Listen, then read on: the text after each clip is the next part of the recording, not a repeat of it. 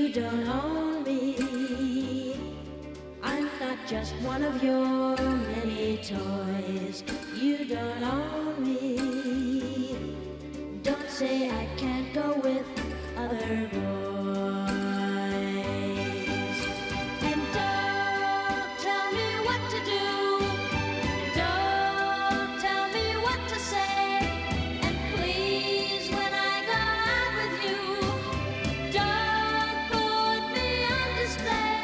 'Cause you don't own me. Don't try to change me in any way. You don't own me. Don't tie me down, 'cause I'd never stay. I don't tell you what to say. I don't tell you what to do. So just let me be myself. That's all I ask of you. I'm young and I love to be young. I'm free and I love to be free. To live my life the way I want. To say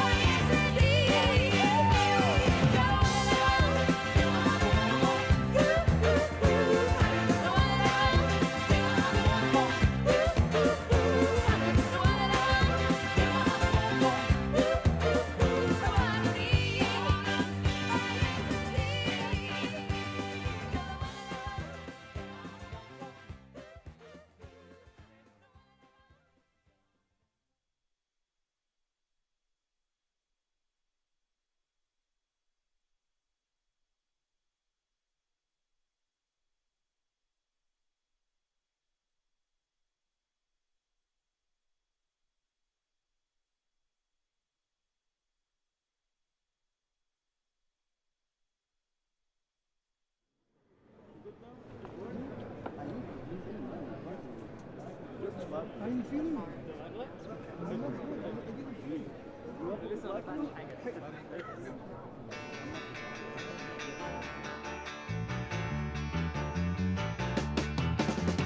Lord Almighty, I feel my temperature rising. Higher, higher, it's burning through to my soul. Girl, girl, girl, girl, you gonna set me on fire. My brain is flaming, I don't know which way to go. Your kisses lift me higher, like a sweet song of a choir. You light my morning sky, burning love. Ooh, ooh, ooh, I feel my temperature rising. Help me, I'm flaming, I must be 109. Burning, burning, burning, and nothing can cool me. Yeah.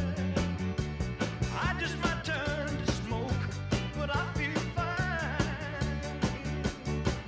'Cause your kisses lift me higher, like the sweet song of a choir. And you light my morning sky, burning love.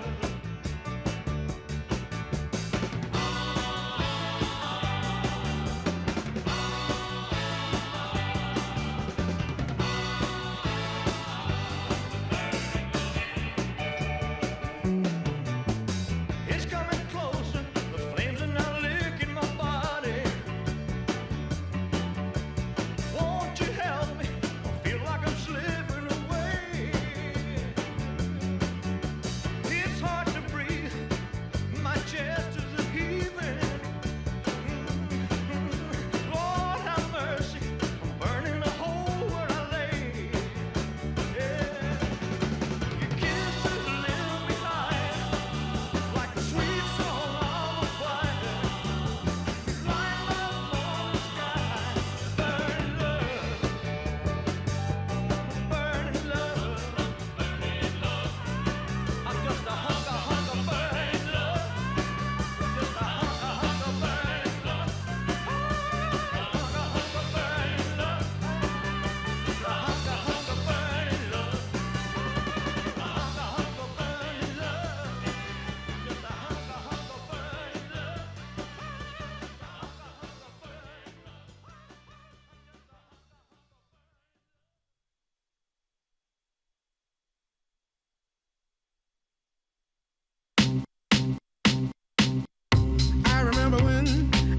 I remember when I lost my mind.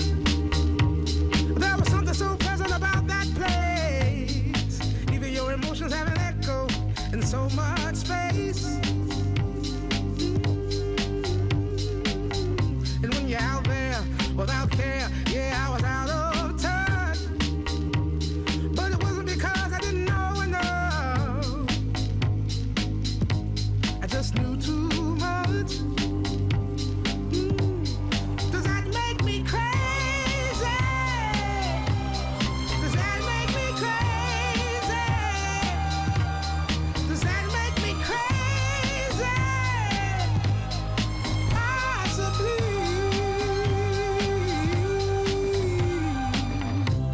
And I hope that you are having the time of your life.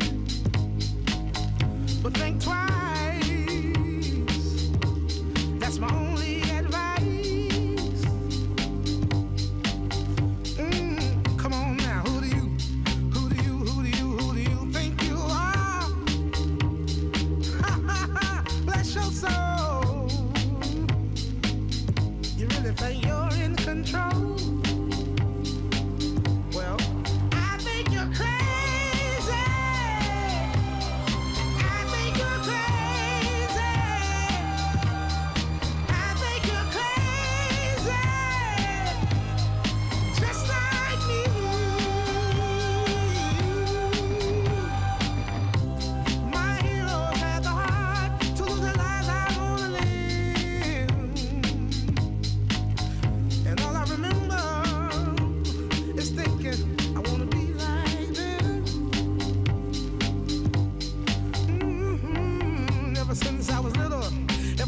I was little, it looked like fun.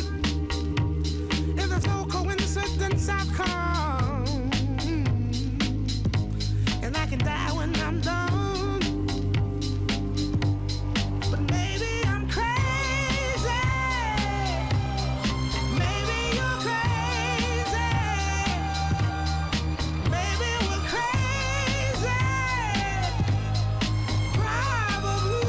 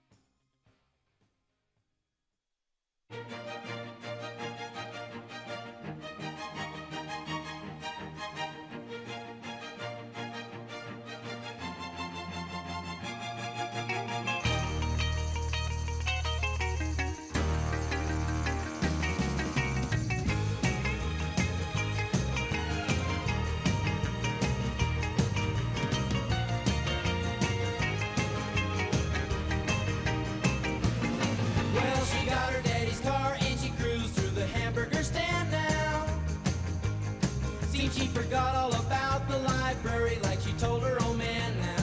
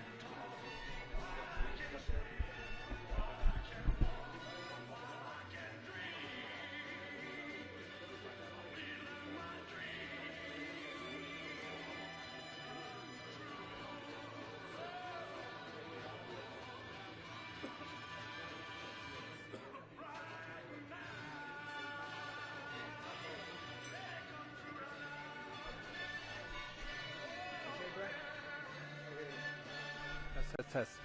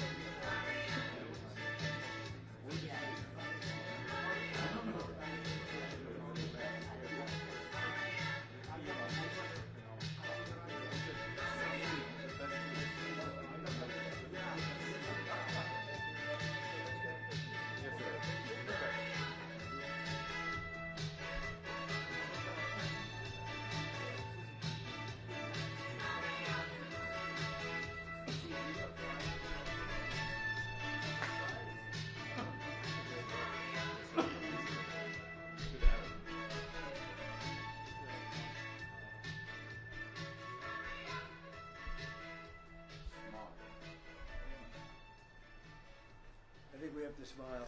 A lot of good things happen.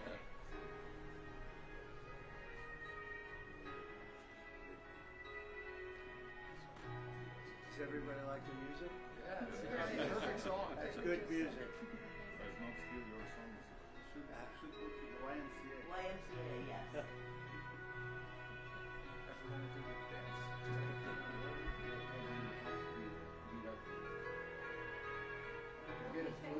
Good? Okay.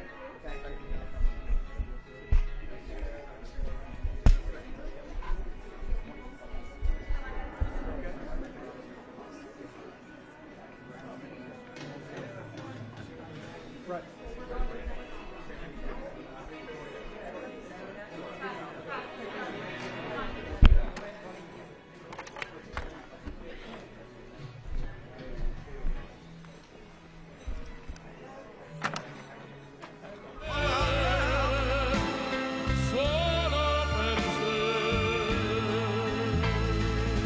He's lost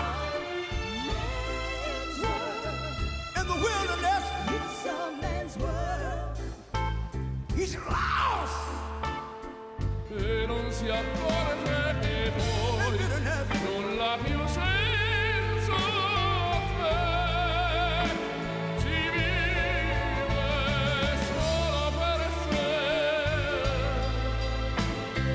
solo per sé, solo per sé. This is a man's world.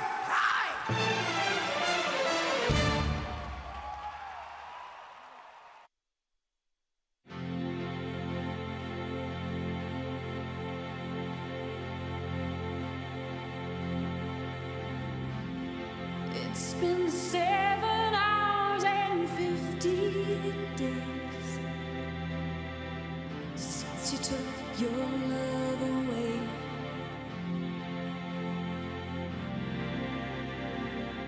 I go out every night and sleep all day since you took your love away.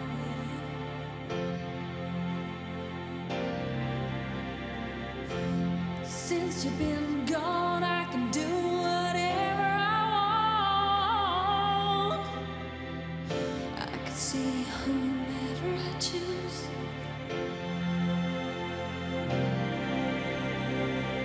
I can eat my dinner in a fancy restaurant, but nothing, I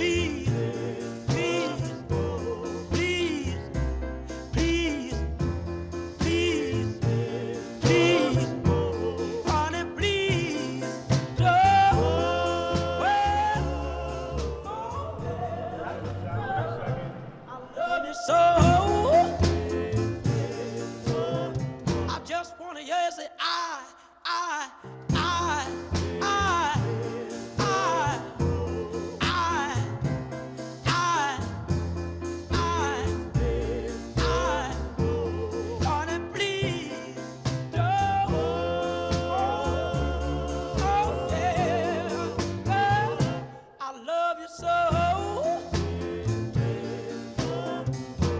Baby, take my hand.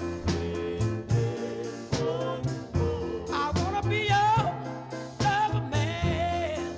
Oh yes, good God Almighty. Honey, please, no. Well, oh yeah, no. I love you so. Please don't go. Please don't go. Honey, please don't go. Girl, I love you so. Please, please.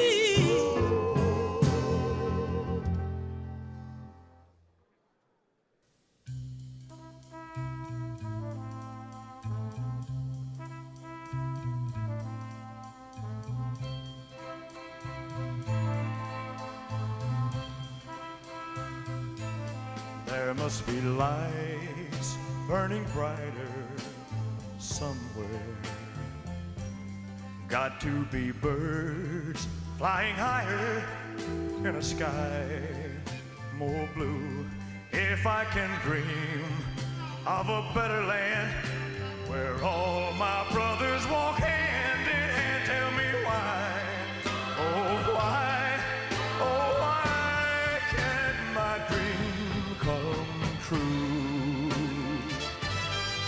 Oh why? There must be peace and understanding sometime. Strong wind of promise that will blow away all the doubt and fear. If I can dream of a warmer sun where hope keeps shining, oh everyone, tell me why, oh why, oh why won't that sun appear?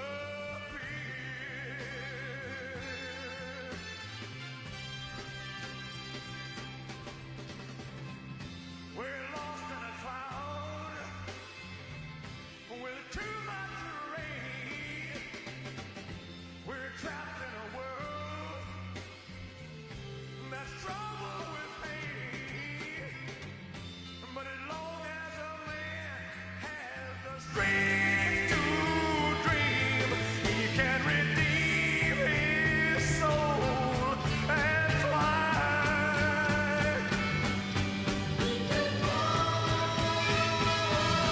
Deep in my heart, there's a trembling question. Still, I am sure that the answer's gonna come somehow. Out there in the dark, there's a beckoning candle. Oh yeah, and while I can think, while I can walk, while I can stand, while I can talk, while I can dream, please let my dream come true.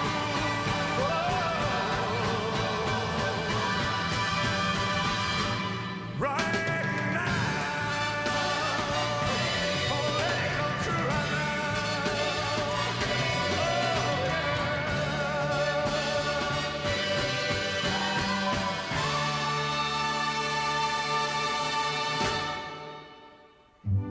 Thank you. Good night.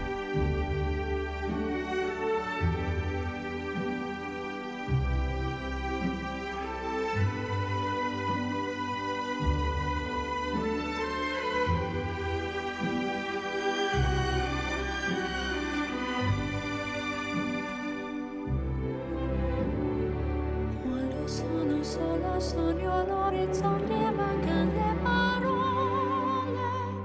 Sì, lo so che non c'è luce in una stanza quando manca il sole. Se non ci sei tu con me, sì. Le finestre mostra tutto il mio cuore che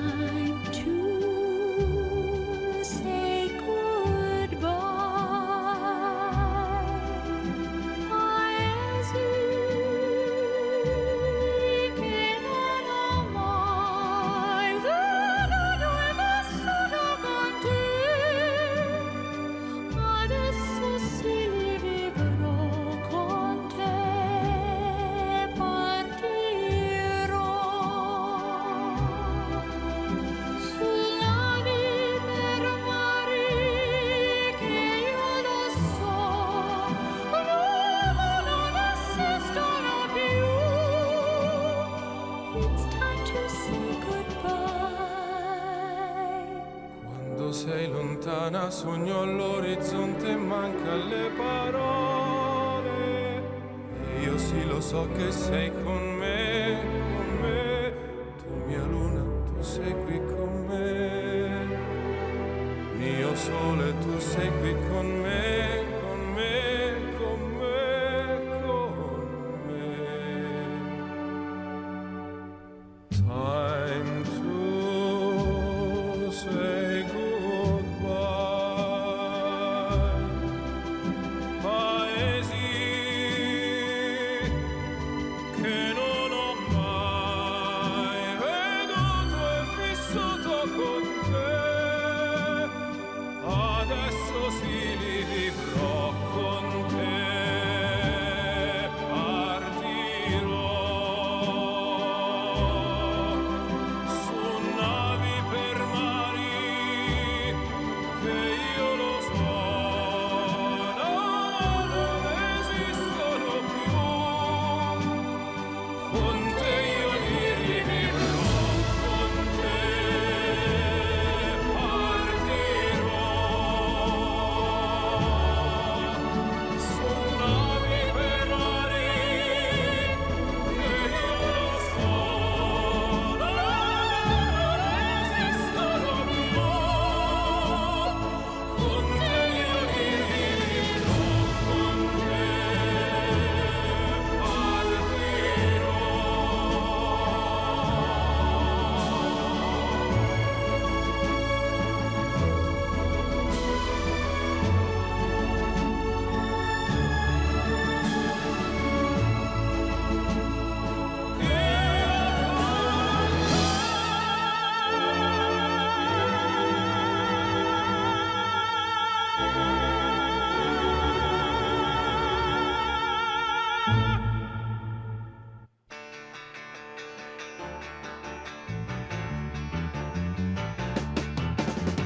Lord Almighty, feel my temperature rising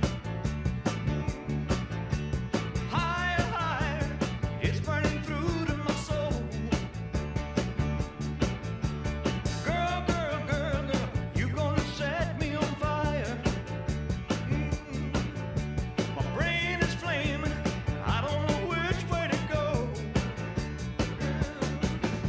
Your kisses lift me higher, like a sweet song of a choir. You light my morning sky, burning love. Ooh, ooh, ooh, I feel my temperature rising. Help me, I'm flaming. I must be 109. Burning, burning, burning, and nothing can cool me. Yeah.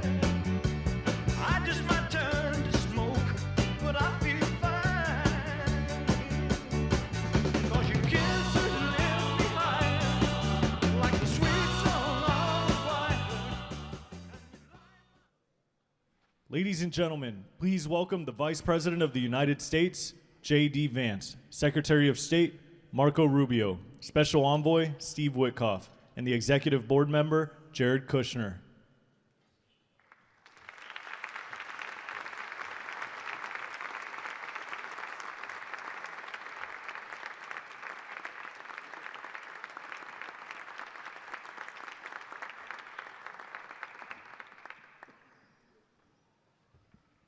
Ladies and gentlemen, please welcome the President of the United States, Donald J. Trump.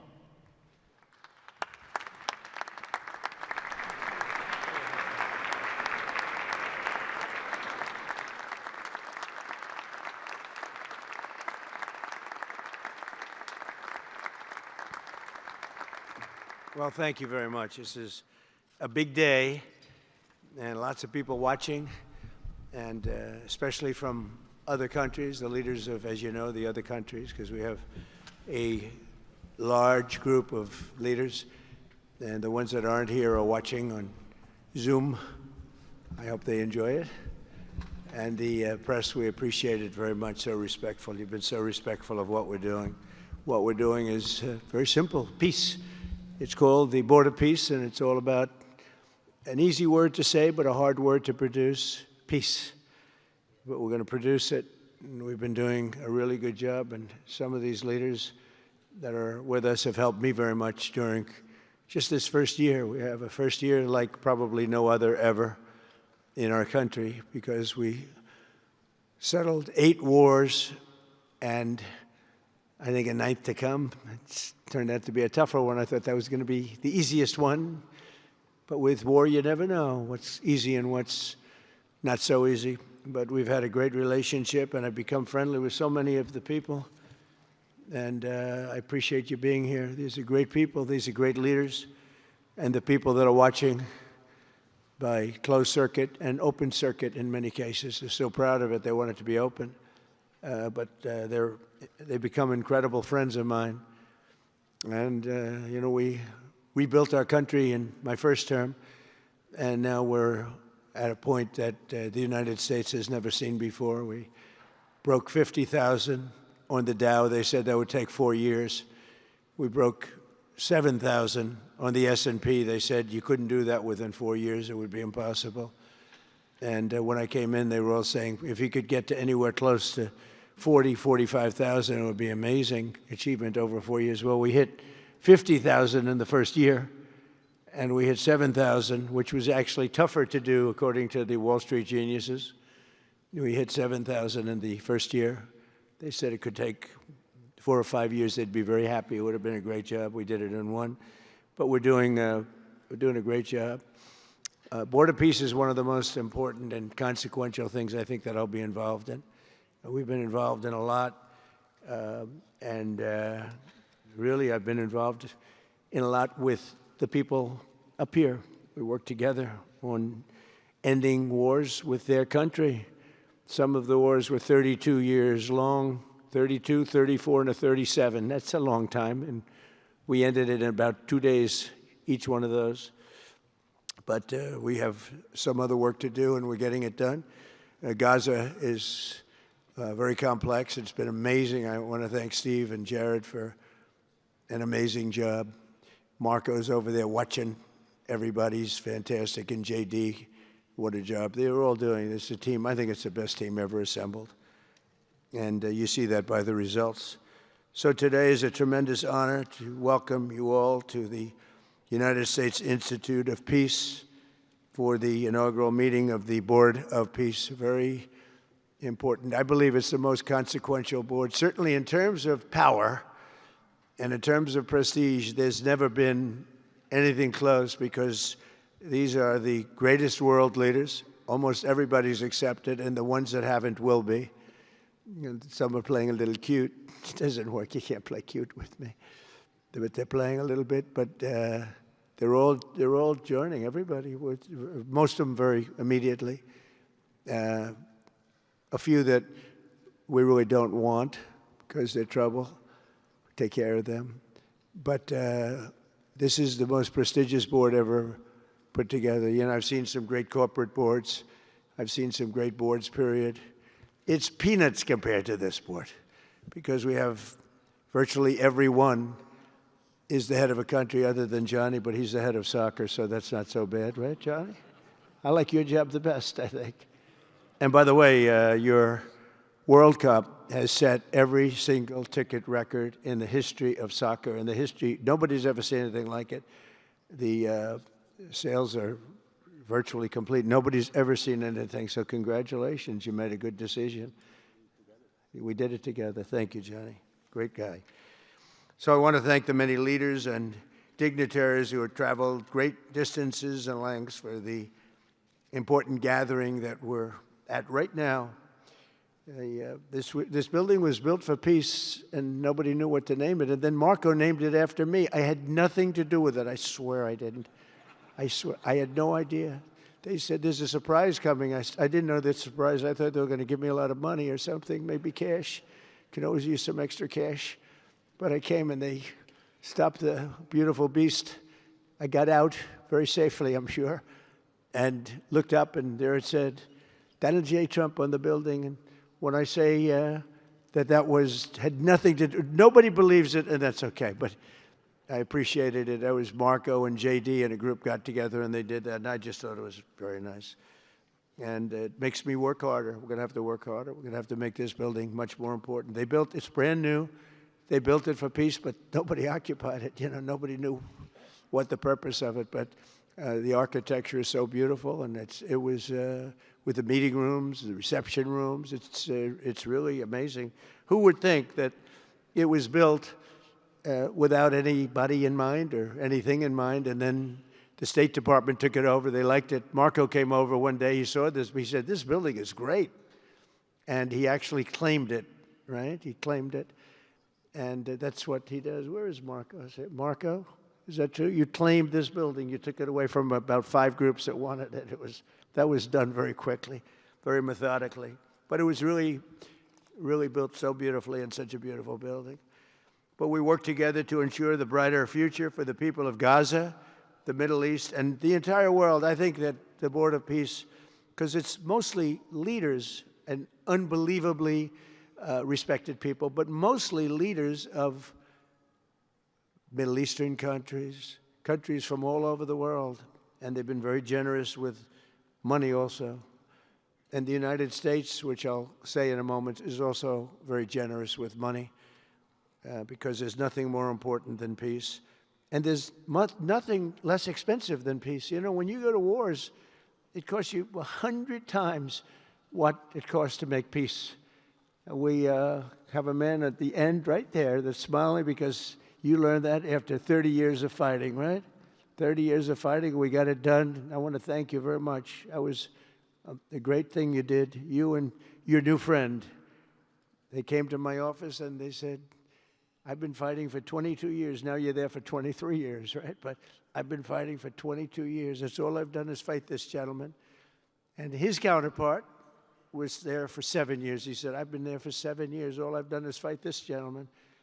And we had it worked out in about 24 hours, right? And it's been a good peace. And I think they've become friends. I'm not sure I'm allowed to say that, but I think so. I think they've become friends, right? Right. Great. Stand up. Stand up. These are 2 tough cookies, too. You think that was easy? It wasn't easy. These are 2 tough people, good people, but tough people. But, you know, we're in the Oval Office, and we were getting near. But the one was at one side of the room. I have 2 chairs right in front of the desk, the beautiful, resolute desk. One's over here. One's on the other side of the room. I said, "Folks, could you get a little closer?" Well, I don't. They felt very uncomfortable. You know, they've been killing each other for 32 years. So I say, "Can you get a little closer?" After 1 hour, they were right next to each other. We made a deal. They hugged, they signed, and we had peace with 2 very important countries, and I'll never forget it. So they started off a little weak, and they ended up really strong, and you can be very proud of yourselves. It was a beautiful thing to see. Thank you. Look at that.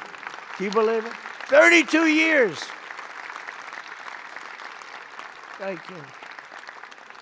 Thank you very much. But we're honored to be joined today by Prime Minister Rama of Albania. President, where is President Milei? You're another one, I'll tell you. Where is President Milei? I endorsed him. I'm not supposed to be endorsing people, but I endorse, when I like people, you know, I've had a very good record of endorsing candidates within the United States. But now I endorse foreign leaders, including Viktor Orban, who's here, and others. And I endorse this gentleman, Milei. He was a little behind in the polls. He ended up winning in a landslide. I just endorsed the Prime Minister of Japan. She was in a tight race, but was probably going to win. And she won in the largest number in the history of Japan. So she likes me a lot. But it was an honor, and you're doing great. Oh, look, they're sitting right next, Victor. I think, but ultimately, I think I'm going to end up endorsing. Hey, look, as long as it works, it's okay with me. But the endorsement seems to be working in foreign countries, too, so that's good. But nice to have you both, Victor. Nice to have you both. Very proud of you.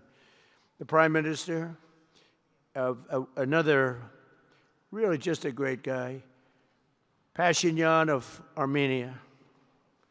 President Aliyev of Azerbaijan. I love saying that name now, you know. At the beginning, it was giving me a hard time. Now I love saying it. It's a beautiful name. I love it.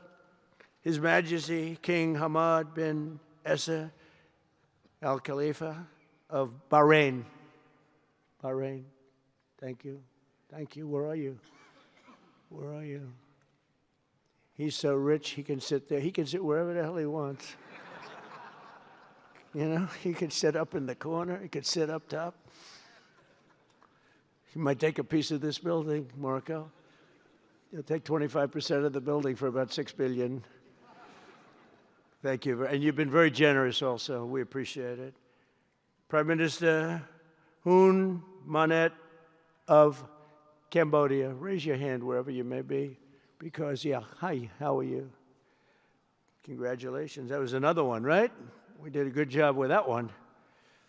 Prime Minister Madbouli of Egypt. Thank you very much, and say hello to the General/President. Okay?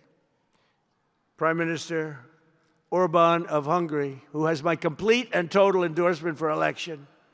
Not everybody in Europe loves that endorsement, but that's okay. He does an unbelievable job. He's done an incredible job on immigration, unlike some countries that have hurt themselves, but they're working on it.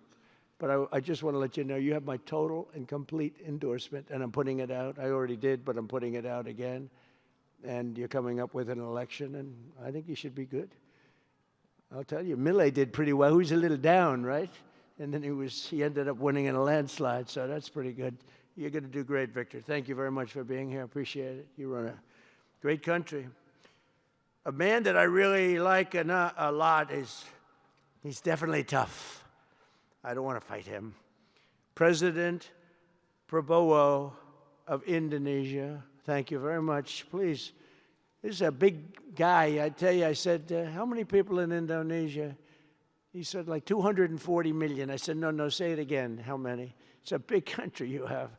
And you do a great job and respected by everybody. And thank you very much for being here. Thank you very much, Mr. President. President Tokayev of Kazakhstan, thank you very much. What a country that is. It's a wonderful country and a rich country, in case anybody has any question. We have some very rich people here today. President Osmani of Kosovo. President, thank you very much.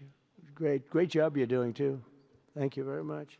Prime Minister Sharif, I like this man, of Pakistan, because there was some fighting going on when I got to know him, and your Field Marshal, General, great General, great Field Marshal, a great guy.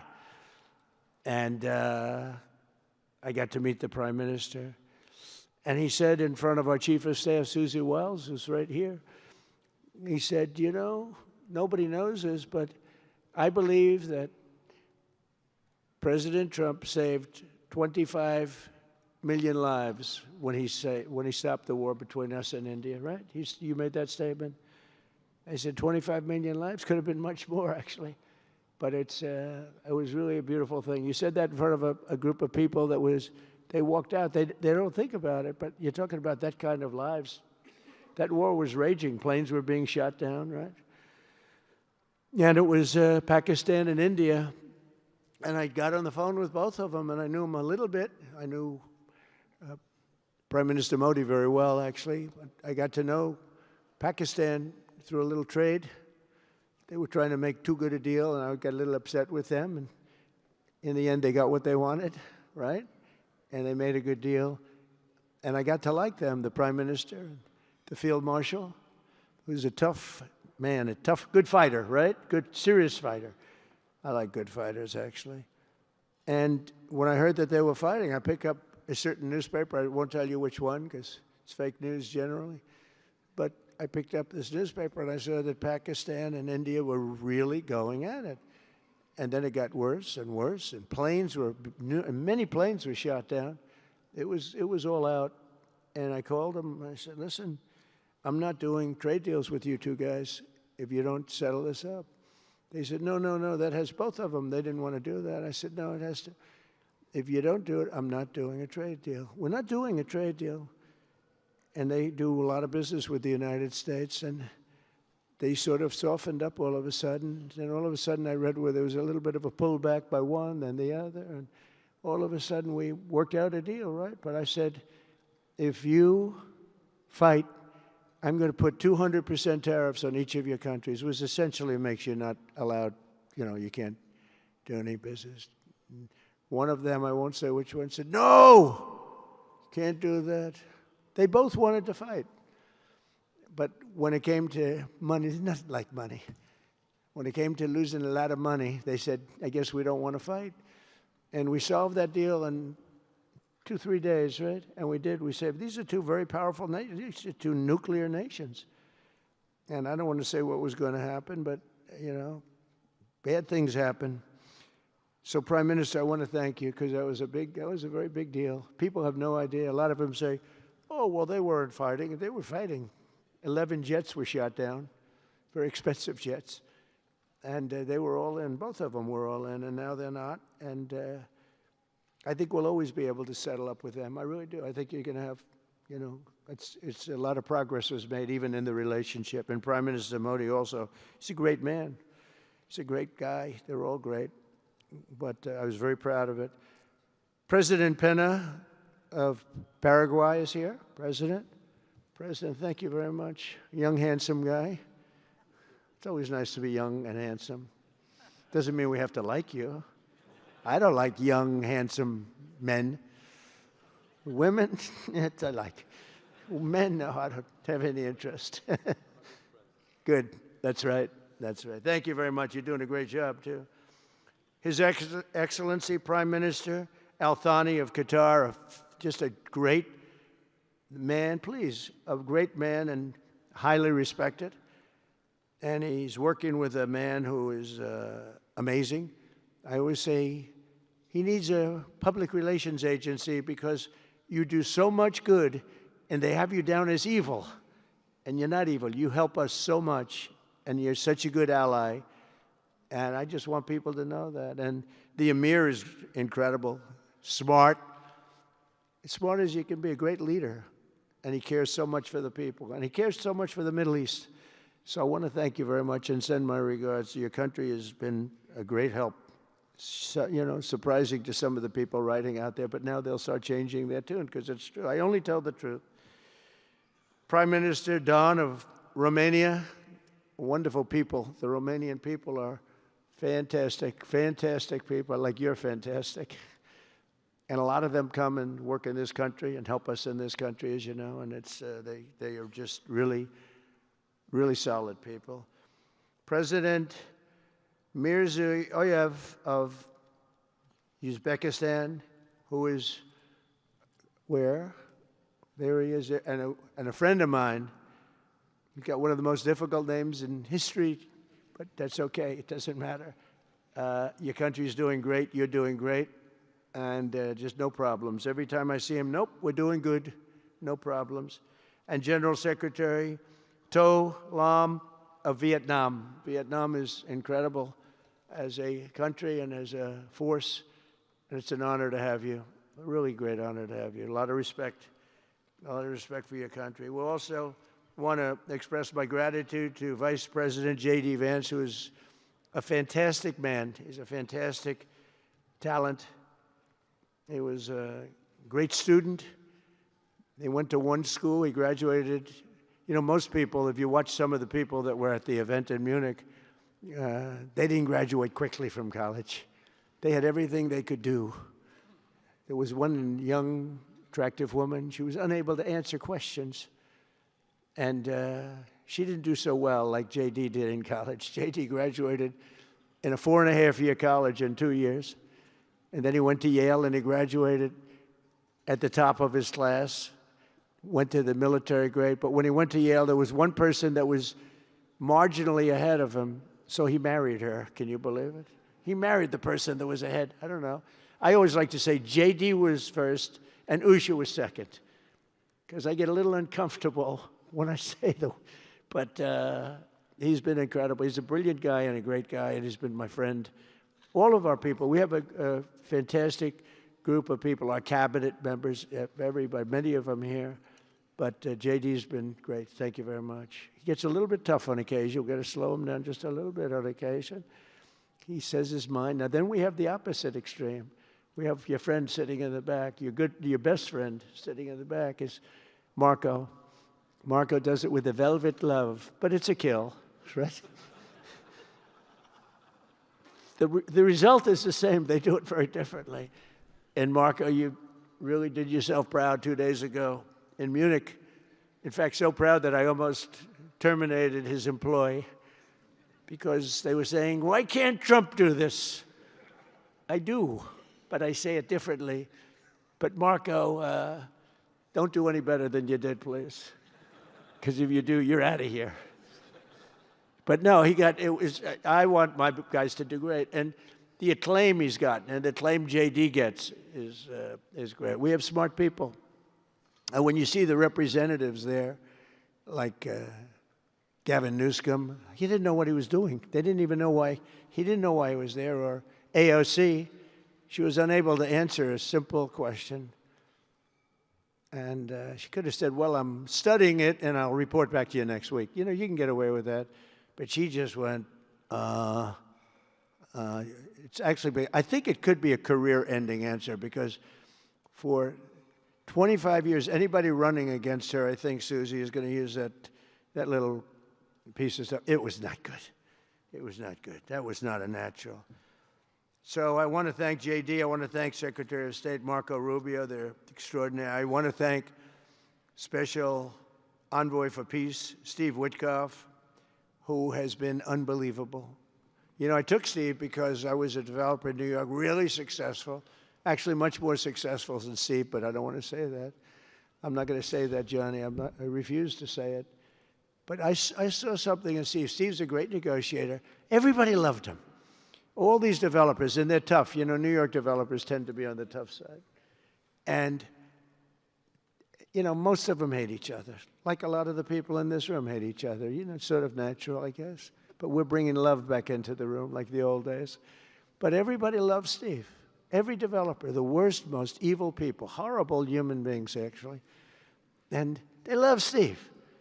So I remember this, and we had some conflicts, to put it mildly, in the world. And I said, Steve, how would you like to be Henry Kissinger Jr. that doesn't leak?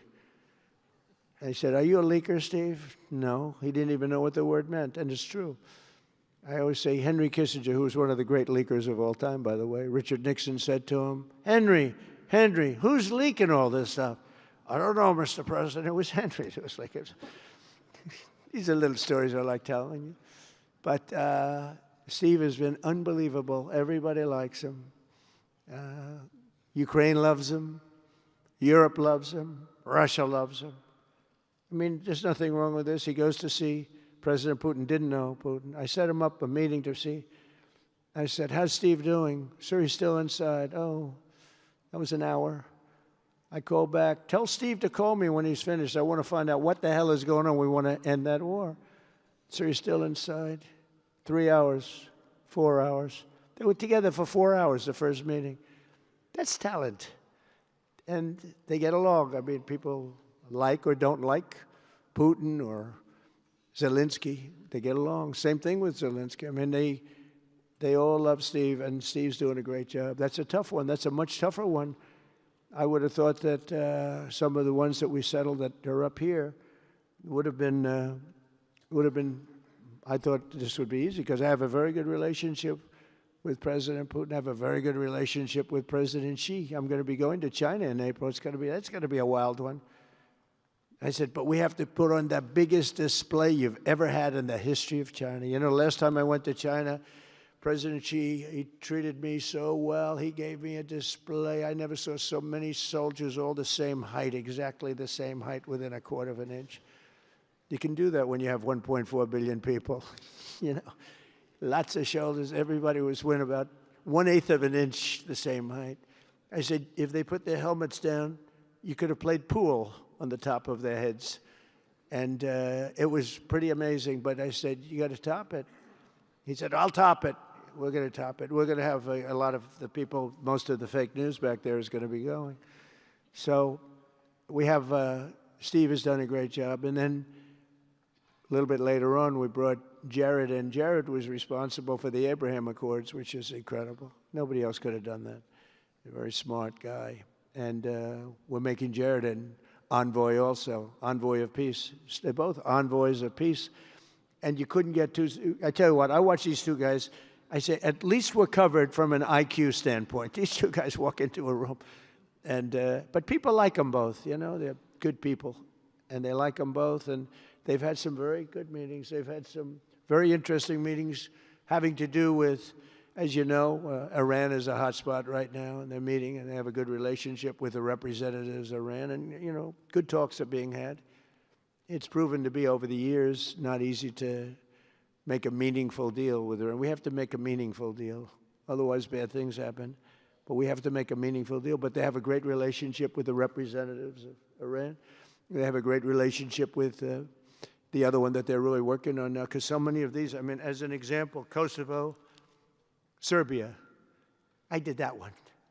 Could you stand up, if any of you guys are, when you're here, just stand up for a second. Kosovo, Serbia. Stand up. What a job. Thank you very much. We appreciate it. So good. And you're getting along. And when you don't get along, you'll call me, and we'll get it solved, right? We'll get it solved. Thank you very much. Really good. And then again, Pakistan and India. That was a big one. And just, I think you should actually stand. Come, please. Stand just for a second. Pakistan and India, thank you very much. And I spoke to Prime Minister Modi. He's excited. He's watching us right now. Egypt and Ethiopia. We're going to get that. You know, there's a little dam that got built. Little dam, like maybe the largest dam in the world. Built and financed, of course, by the United States brilliantly, and having a little trouble getting water to the Nile. That's a tough situation, but we're going to get that solved. Armenia and Azerbaijan, we talked about, and again, thank you, fellas, very much. Great job. Great job. Thank you. Cambodia and Thailand. So incredible what you did, that you got together and it all worked out. They're watching right now on closed circuit. Thank you very much, and thank you. That was a big one, Cambodia and Thailand. These are nasty fighters, I have to tell you. These fighters are nasty. Now we talk about, you talk nasty fighter, you're nice guys compared to this. Congo and Rwanda. That was, and we've got them pretty peaceful. There's little flare-ups every once in a while. I'll get a call once a week. Sir, there's a flare-up in the Congo again. We'll get it straightened out, right, Susie? We'll get it straightened out. And Israel, as you know, with, you could say Israel in numerous countries if you want to really know the truth, but Israel and Iran, and we'll see where that goes. But when you think of Israel, we've done the biggest thing of all. We have peace in the Middle East right now. That's bigger than, people said it couldn't be done. For 3,000 years, they've been talking about Middle East. They said it couldn't be done. And you look at what's happened in Gaza. And one of the keys to it was when we took those beautiful, magnificent, we just ordered 22 more of them, updated model. The B-2 bombers are incredible. I never understood the B-2 bomber. I'd watch, it's a wing. And I've never quite understood that, Johnny. I'd look at it, I'd say it was beautiful, but what does it do? It carries very big bombs. And it went into Iran, and it totally decimated the nuclear potential. And when it did, when it decimated that, all of a sudden we had peace in the Middle East, because there was a black cloud hanging over the Middle East, and if that wasn't done, that cloud would have been there. And countries like Saudi Arabia, countries like Qatar, countries like, nobody could have signed. You would have had that threat. Nobody could have had, you couldn't have had peace in the Middle East. So now we may have to take it a step further, or we may not. Maybe we're going to make a deal. You're going to be finding out over the next probably 10 days. But this meeting today is proof with determined leadership, nothing is impossible. When I took office, the war in Gaza was raging with thousands of people being killed and no end in sight. Today, thanks to unrelenting diplomacy and the commitment of many of the great people in this room, we have 59 countries signed up on Gaza. Think of that. We have, it's amazing. But all the people, many, really so many in this room, the war in Gaza is over. It's over. There are little flames, little flames. Hamas has been, I think they're going to give up their weapons, which is what they promised. If they don't, it'll be, they'll be harshly met, very harshly met. They don't want that. All the stuff like they don't mind dying. They told me that's not true. Everyone said, oh, they don't mind dying. No, they don't want to die. They said, we don't want to die. People don't want to die. The ceasefire was held, and every last remaining hostage, both living and dead, has been returned back home. Think of that. That was an impossibility. And we did hundreds of hostages, but the last 20, and I always said to Steve and Jared, I said, the last 20 are going to be very tough, very, very tough. And we got them back. We got the living back, and then we only got about 16 of the dead, and we said, well, you got to get them all. You promised them all. And they dug and dug and dug. You can imagine it's a job that's brutal. And Hamas really did a lot of that work. And you got to give them credit for that. They brought the last one home a week ago, and we got all 28 of them, living and dead. The amazing thing, because I've never seen anything quite like it, the parents of the dead, they knew their boy was dead. This case, boys, all boys, men, but to the parents' boys. They knew their boy was dead. They wanted that dead body as much as if he were alive. And when they got them back, there was great sadness, but there was great joy, too. They wanted it as much as the people that got their sons back alive. But we got a lot of people before those 20, Steve, what nobody talks about. But, hundreds of people. We did a good job, and you guys did a fantastic job. I want to thank every nation that helped us achieve this monumental breakthrough, saving countless lives, and really bringing peace and bringing the concept of peace, because nobody thought peace in the Middle East. I've always heard peace in the Middle East is impossible, and it's turned out not to be. And we do have some work to do with Iran. They can't have a nuclear weapon. It's very simple. You can't have peace in the Middle East if they have a nuclear weapon. And they can't have a nuclear weapon, and they've been told that very strongly.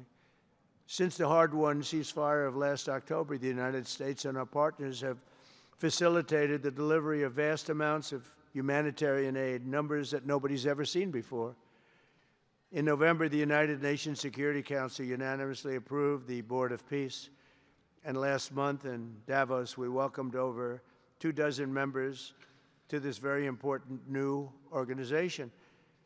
And we are very closely working with the United Nations. In fact, I'm going to speak to the Secretary General in a little while. He's a good man. And I've had a good relationship. Other than in my last speech, they did turn off my teleprompter. I got up there. My teleprompter didn't work. I'm sitting in front of all of you people and more. I had no teleprompter. I knew I was in trouble because I'm walking up. The teleprompters are over here. I had the most beautiful speech ready. I was all set to knock them dead. First, I had an escalator that stopped. You know that. It's going up. Boom. It's lucky my movie star first lady was in front of me because I put my hand on a certain part of her body, and I was able to stop my fall. Otherwise, because she had no trouble. I said, boy, that was a very sharp stop, Johnny. So I said, that was strange. I've been on a lot of escalators. It's never happened before.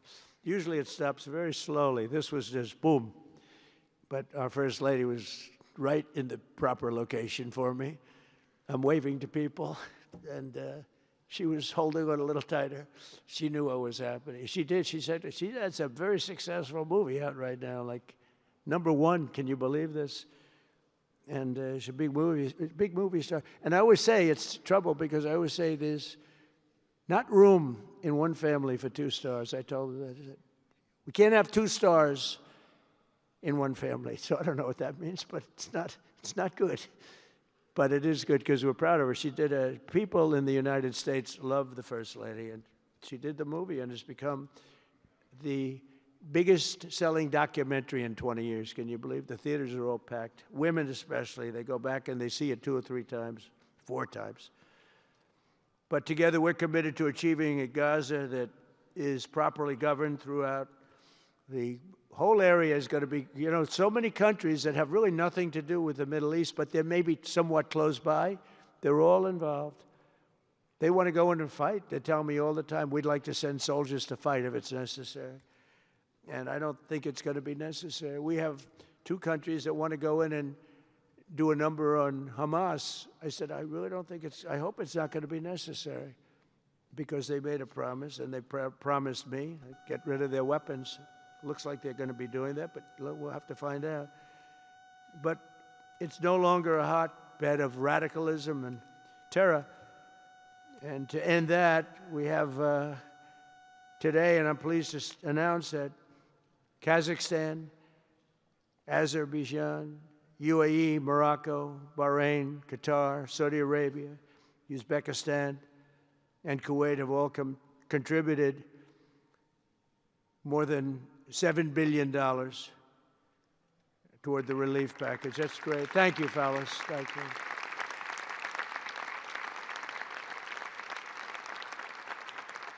And many more are contributing too, so the numbers are, you know, this just started. This is our first meeting. But every dollar spent is an investment in stability and the hope of new and harmonious.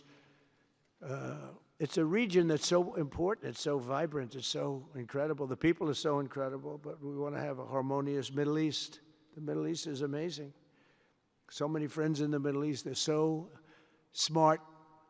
Sometimes they're too energetic. That's the, you know, a lot of people aren't energetic. Sometimes they're a little bit too energetic. These are great people. The world is now waiting on Hamas, and that's taking place, and it's the only thing that's right now standing in the way. We have Lebanon with certain things that we're working on that are very important. We have to solve the problem of Lebanon, but it's relatively small in terms of what's been done. And again, the key was getting rid of the nuclear potential, because Iran would have had a nuclear weapon based on everything we found out since within 1 month. We can't let that happen. So many of our friends in Europe are attending today, and we're eager to have them become full members. They all want to become full members, and we've had a great response from Europe. And Europe is, you know, it's where I come from, where so many people come from that are in the United States. But we have a great relationship with Europe. We have a great head of NATO. He is a fantastic man, and he's doing a great job, really great job. I'm excited to announce that Norway has agreed to host an event bringing together the Board of Peace. Oh, I thought when I saw this note, I'm excited to announce that Norway, I thought they were going to say that they're giving me the Nobel Prize. Oh, this is less exciting. Oh, it says, I'm excited to announce that Norway, and I'm saying, oh, great, I'm getting the Nobel Prize, finally. Finally, they got it right. But I don't care. I don't care about Nobel Prize. I care about saving lives, just so you understand. We play and we all, you know, do what we have to do. I only have one thing. I don't want to see people killed from parts of the world that are very far away from the United States. And if I have an ability to turn off wars, I want to use that ability, because it's people, millions of people. It's like the Prime Minister said, 25 million people maybe. And that's a small number compared to what it could have been if you really think about it, right? No, I want to save lives, and I don't care about prizes. And the UN Office for Coordination of Humanitarian Assistance is raising $2 billion for the support of Gaza. Additionally, Japan has just committed to host an aid fundraiser, which will be a very big one. It's already successful. We know some of the numbers that are being talked about, which will be attended by other nations in the region, including South Korea, the Philippines, Singapore, and others. And I know that China is going to be involved, and I think Russia is going to be involved. I think they will be. I want to have everybody, get all sides, because it doesn't help when you have all sides with one ideology. You have to have everybody together for this.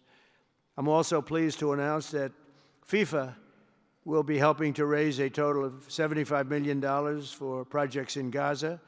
And I think they're soccer related, where you're doing fields and you're getting the greatest stars in the world to go there. People that are bigger stars than you and I, Johnny. I hate to say it. You know, I met one of your great stars who came to the White House, as you know, and my son was very excited. These are great people. These are great people. And Johnny's going to bring the stars to the area, and they're really known. People in Gaza know every one of them, right? You know, so it's really something, and we'll soon be detailing the announcement, and if I can I'll get over there with you. I want to thank Johnny and FIFA for all of the wonderful things they did and are doing. They gave me their first Peace Prize. They gave me a Peace Prize. I think they saw that I got screwed by Norway, and they said, let's give him a Peace Prize. I mean, very good. Thank you, Johnny. I appreciate it. Johnny's very smart. He's very, very smart. The nations represented here today, just in closing, are not just contributing money. Some are also pledging personnel to help preserve the ceasefire and secure a very enduring peace. We have to have enduring peace. Having peace, knowing it's going to blow up in 2 weeks, doesn't mean anything. In particular, Indonesia, thank you very much. Indonesia. It's a great country. Thank you very much. Look at that man. Look how tough he is. You think it's easy dealing with him? Look at that face. You are a tough cookie. And we say it lovingly, too. We need strength. You say, see, he doesn't mind. He's tough and he's smart. And smart is more important. Morocco, thank you very much. Great. What you're doing is great. Albania, Kosovo, Kazakhstan have all committed troops and police to stabilize Gaza. Egypt and Jordan are likewise providing very, very substantial help, troops, training, and support for a very trustworthy Palestinian police force. We think we're getting some very good people on that police force.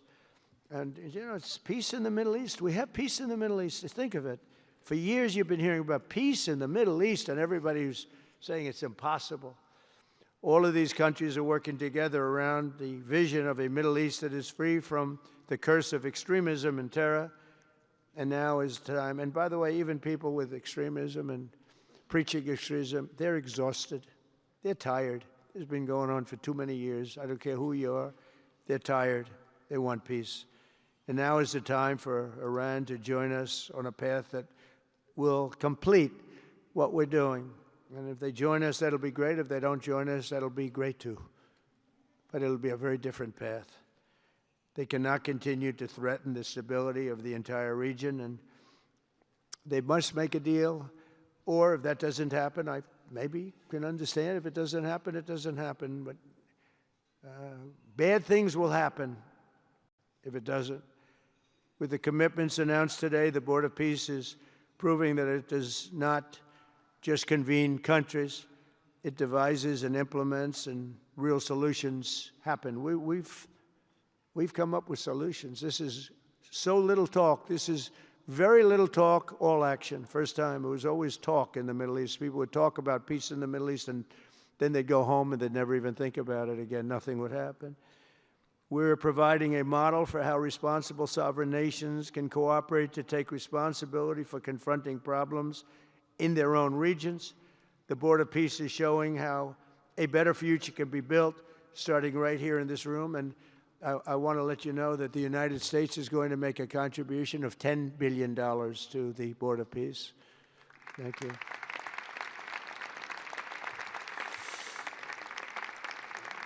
And we've had great support for that number. And that number is a very small number when you look at that compared to the cost of war. That's 2 weeks of fighting. It's a very small number. It sounds like a lot, but it's a very small number. So we're committed to $10 billion. Together we can achieve the dream of bringing lasting harmony to a region tortured by centuries of war, suffering, and carnage. They say 3,000 years. And hopefully we can lift up the eyes of the world to envision how other intractable conflicts can be settled. So many conflicts, they'd say, are impossible to settle, and we get them settled. We got, of those 8 that we settled, most of them were said to be not settleable. And they not only got settled, they got settled within days. More impossible problems can be solved as we go along this very beautiful path. I think it's a beautiful path. I think it's such an important day. Even the weather's beautiful. We walk in, it's beautiful. Everything's beautiful. But the ancient wounds can be healed, and they are indeed ancient. This has been going on for so many centuries that our entire planet will be a better, safer, more beautiful, and more peaceful place for us all. We're going to be working with the United Nations very closely. We're going to bring them back. I think the United Nations has great potential, really great potential. It has not lived up to potential. The 8 wars, I never even spoke to them about one of them, and I should be speaking to them about all of them. Someday I won't be here. The United Nations will be, I think, is going to be much stronger. The Board of Peace is going to almost be looking over the United Nations and making sure it runs properly. But we're going to strengthen up the United Nations. We're going to make sure its facilities are good. They need help, and they need help money-wise. We're going to help them money-wise. And we're going to make sure the United Nations is viable. And you have some very good people at the United Nations, can do a good job. But as I said, I've said it for years, United Nations has tremendous potential. A lot of people didn't like what I said. They said, oh, you shouldn't say that because, you know, we don't care about the United Nations. No, it's really very important, and I think it's going to eventually live up to potential. That'll be a big day. So I want to thank everybody for being here. You're my friends. You're great leaders. You're great people. And I can honestly say, you know, you're strong leaders. You're tough leaders in many cases. And every single one that I'm looking at that's right here, I've gotten to know and I've gotten to respect. And really, you're friends of mine.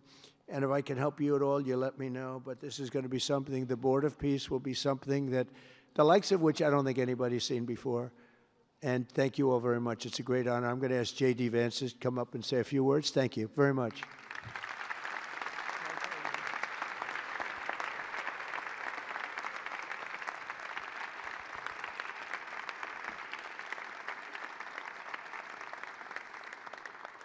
Well, thank you, Mr. President, very much for your leadership, but also for the kind words about me personally. I knew exactly what I wanted to say, but then after the President said that I was so smart and that I didn't want to repeat our Congresswoman who froze for 20 seconds over in Munich, now I'm tempted, sir, just to freeze for 20 seconds and just stare at the cameras, and maybe they'll say nice things about me like they do about Congresswoman Cortez. But I have 3 very brief messages. First of all, to the President of the United States, but to the entire team, to Marco, to Steve, to Jared in particular, who've done such an incredible job. I think what this Board of Peace represents is a recognition that if you actually have a President of the United States and a team that's committed to diplomacy, it can actually work.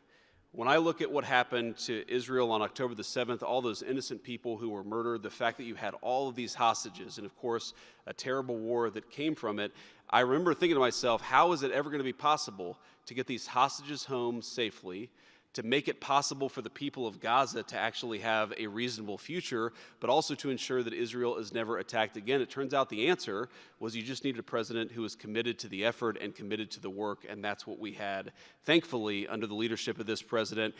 And you got to make peace, but then you have to make the peace stick.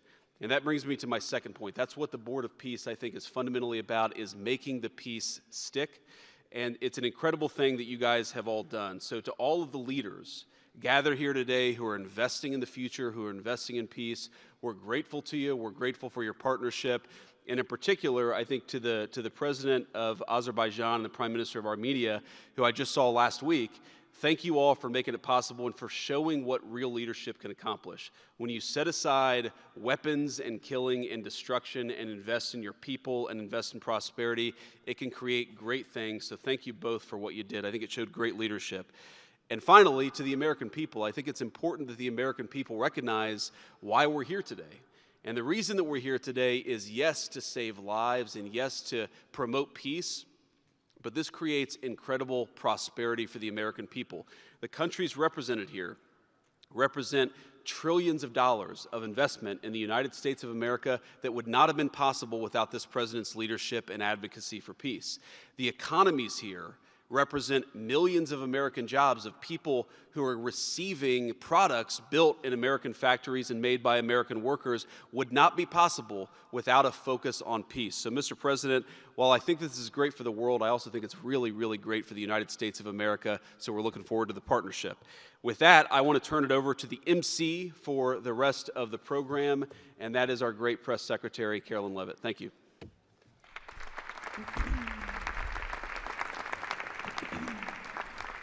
Well, congratulations, Mr. President and Mr. Vice President, for convening the first ever Board of Peace meeting, and we will now hear from our Secretary of State, Marco Rubio.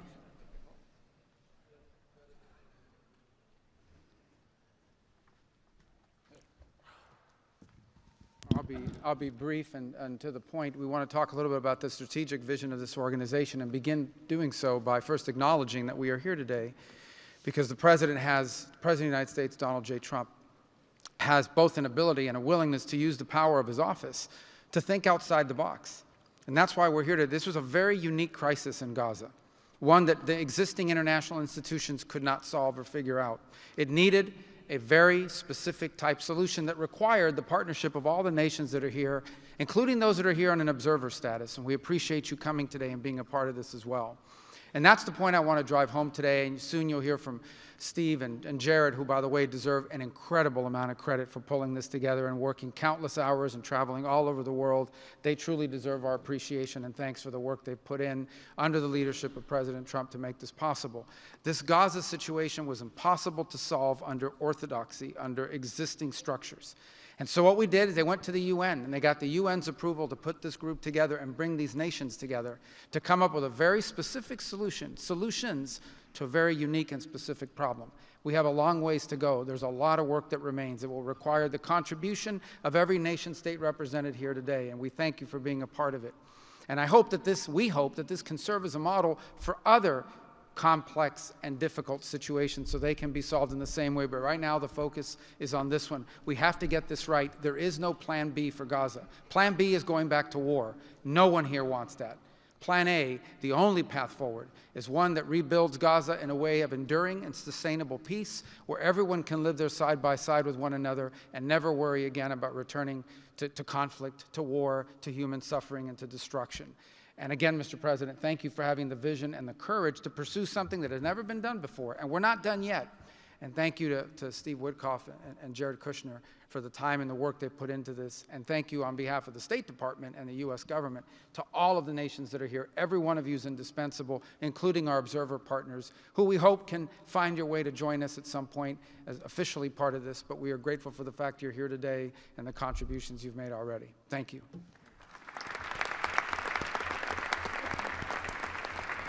Thank you, Marco. We will now hear from our special envoy, Steve Witkoff.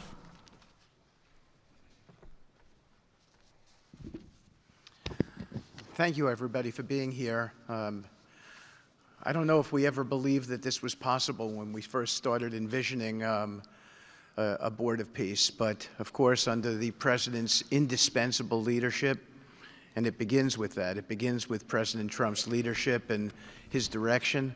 We are here today, and it's pretty amazing. I think we have some people to thank. We had an amazing partnership between the mediating countries, Qatar, Egypt, Turkey, Prime Minister Mohammed. You are an exceptional human being. You really are. Ali, thank you for everything you did. That's you right over there, Ali. Wherever Hakan is, Hakan, you were amazing. And so was Ibrahim and President Erdogan, and of course, to the Egyptians, Badr, I know you're smiling because we went through so much, and General Hassan was amazing. We all became friends here, and Prime Minister Sisi, President Sisi, pardon me, and so many others. But our team, JD, your insight, your counsel, and Marco, you're an amazing secretary, and it's a privilege to work for you. And Jared, you are my dear friend and the best partner I ever had. You are an amazing person. But Mr. President, it is my greatest honor to work for you. It is the blessing in my life. I've had many blessings. I don't have to be a practicing lawyer anymore, but this is my greatest blessing. But I also have to mention one other person who is important to this discussion. Oh, the Israelis, I forgot. Prime Minister Netanyahu. Without him, much wouldn't have been accomplished as well. And that's really important that we acknowledge him here today, and Ron Dermer. But a person who doesn't care much about the acclaim, we have to acknowledge too, and that's you, Susie. Because I would come back and you would say to me on every trip, what can I do for you? This matters. And you were an inspiration for all of us. So I thank everybody, and let me get on to, am I going on to the next slide? Sure. Caroline? Sure. Okay. So with regard to the hostages, we're here today, again, I say it, I know it sounds redundant, but we're here today because of President Trump. Without him, none of this was possible. There were 251 hostages. 168 came out alive. 83 bodies were returned to their families so that they could grieve and remember their loved ones like in a normal way. In a way that brought their families together. So that was just as important. This was a monumental effort, and I want to tell a story about the president. Every time a hostage family came to visit with us, they were not on the president's schedule. I would walk down to the Oval Office, I would tell the president that there was a hostage family here, and he would say, Steve, bring them up. Every single time. Mm-hmm. And when we got the last 20 out, we had a celebration at the White House, and I could see the emotion on the president's face.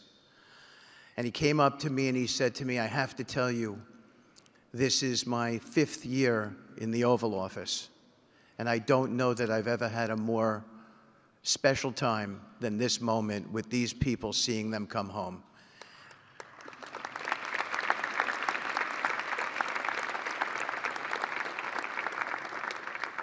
And I said to the president, you have to look around because none of them would be home without you, sir. None of them. So I only want to tell you, Mr. President, you gave me my greatest honor to work on this, on this effort, and I thank you.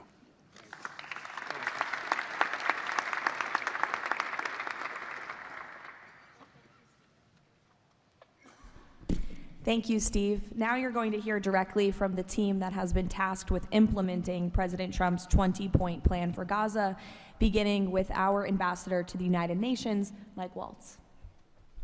Thank you, and thank you, Mr. President, Excellencies. First, let me wish everyone a happy and prayerful Ramadan. Thank you so much for joining all of us today. Mr. President, Excellencies, bottom line, humanitarian aid has absolutely surged since the Gaza war ended. Our Central Command, our great military, is working together with Israel, with the UN, so many countries here to coordinate the aid, to make sure there's deconfliction. Over 70 countries now are participating in our Civil Military Command Center, and here are the results. Aid is up. 4,200 aid trucks have entered Gaza each week for 13 consecutive weeks, the longest stretch of high-volume assistance to Gaza in years. Diversion is down significantly from prior to the ceasefire, with less than 1% diverted this month. Food supplies are way up. We are reaching the full 2.1 million Gazans with aid, up 5 times from the delivery levels before the ceasefire. The percentage of households experiencing severe hunger has dropped from about 30% to down to 1%. As of this past February, drinking water has doubled, and child malnutrition has been cut in half. If we could go to the next slide. Mr. President, only under your leadership and this great team could we bring together the United States, Israel, Egypt, Jordan, the UAE, the United Nations agencies. Mr. President, bottom line, like you, this is a board of action, not a board of endless talk or speeches, and these results are a true testament to your leadership and the leadership of this great team. We are saving lives, and it's an honor to be a part of it. Thank you, Mr. President. Dr. Ali Shaith. It is my honor to be here representing the National Committee for the Administration of Gaza. Thank you, President Trump, for your leadership, for your continued efforts. A new governing authority is now in place for Gaza, with a clear mandate and a clear commitment to establishing development and stability. However, we are operating in extremely difficult conditions. Large parts of Gaza Strip are severely damaged, destroyed actually. Humanitarian needs are acute. Law and order remain fragile. This is not normal operating environment, President, which is precisely why discipline and prioritization matter. Our priorities, therefore, are defined into 4 categories.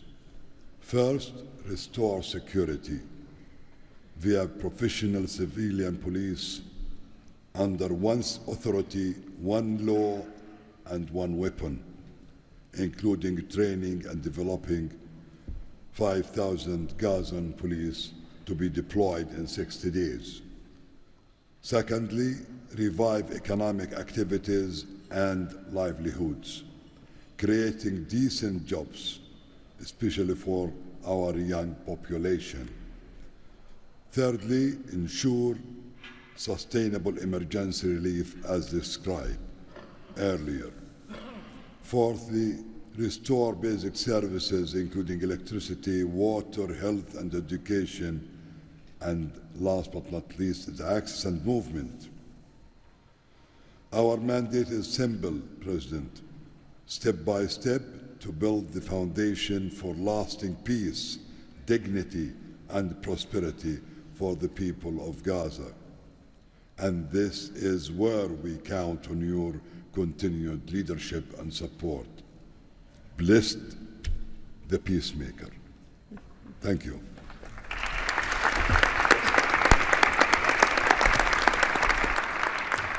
Thank you. Now Nick Mladenov. Thank you, Caroline, and thank you, Mr. President. Today, we're very happy to announce that we're creating the Office of the High Representative for Gaza of the Board of Peace, which will be there to support, to guide, and assist the National Committee for the Administration of Gaza, hopefully removing the roadblocks that they will be facing in taking over civilian and administrative control of the Gaza Strip. We plan to work in full transparency under the guidelines of and supervision of the Board of Peace and the Executive Board. And of course, we will do that in great coordination with the Israel and with the Palestinian institutions, who we both require to make this work on the ground. And certainly with my very good colleague here, General Jefferson, the International Stabilization Force that is coming together.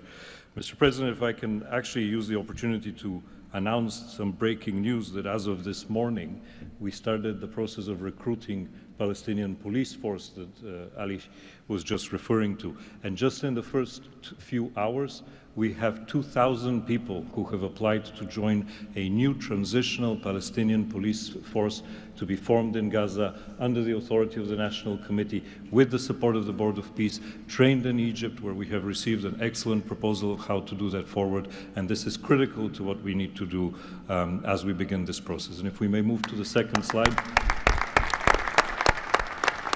It is this Palestinian security force under the authority of the National Committee for the Transition Period that will allow us to ensure that all factions in Gaza are dismantled and all weapons are put under the control of one civilian authority.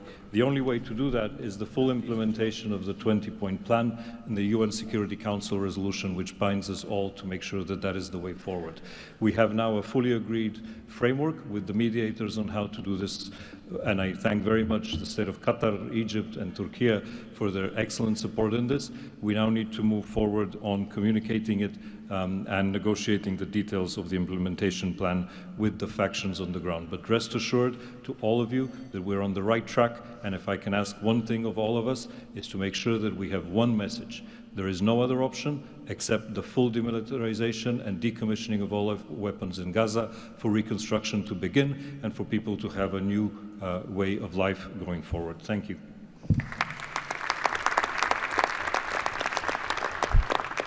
Thank you, Nick, and congratulations. Now, Major General Jasper Jeffers. Thank you, Caroline, Mr. President. It's an honor to be here today as the ISF commander.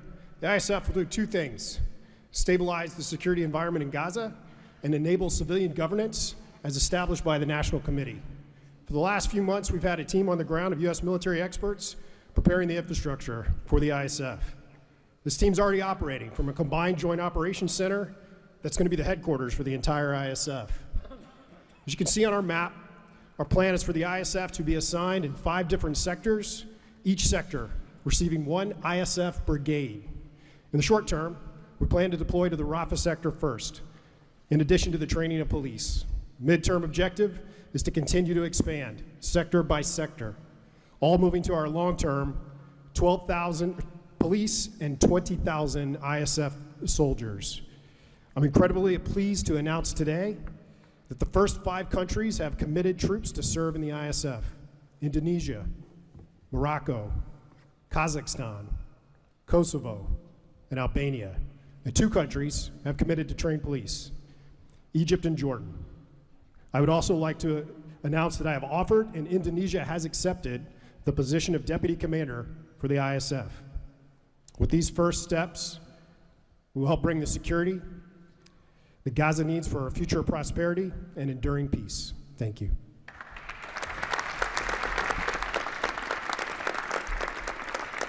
Thank you, Major General. Mr. Tony Blair. For decades, Gaza's governance has been characterized by extremism, corruption, ineffective institutions, and the complete absence of a route to prosperity for the Gazan people.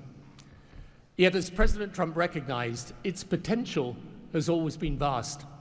25 miles of Mediterranean coastline, proximity to great regional and global markets, and a young, dynamic population with a median age of 19. So today we set out profound changes necessary to rebuild Gaza for Gazans. Gaza not as it was, but as it should be, including its governance. Effective public institutions serving the people, a business environment where enterprise flourishes, an education system educating the young for tolerance and achievement, and a tech-enabled society making the most of the digital revolution. This is a vision of Gaza as part of a Middle East at peace, not a phony piece of declarations no one means and agreements no one intends to keep, but a genuine commitment to a region where, whether you're a Muslim, Jew, Christian, of any faith or none, you can rise by your own efforts and feel your government by your side, not on your back. That is the vision behind President Trump's 20-point plan for Gaza, and it remains the best, indeed the only hope for Gaza, the region, and the wider world.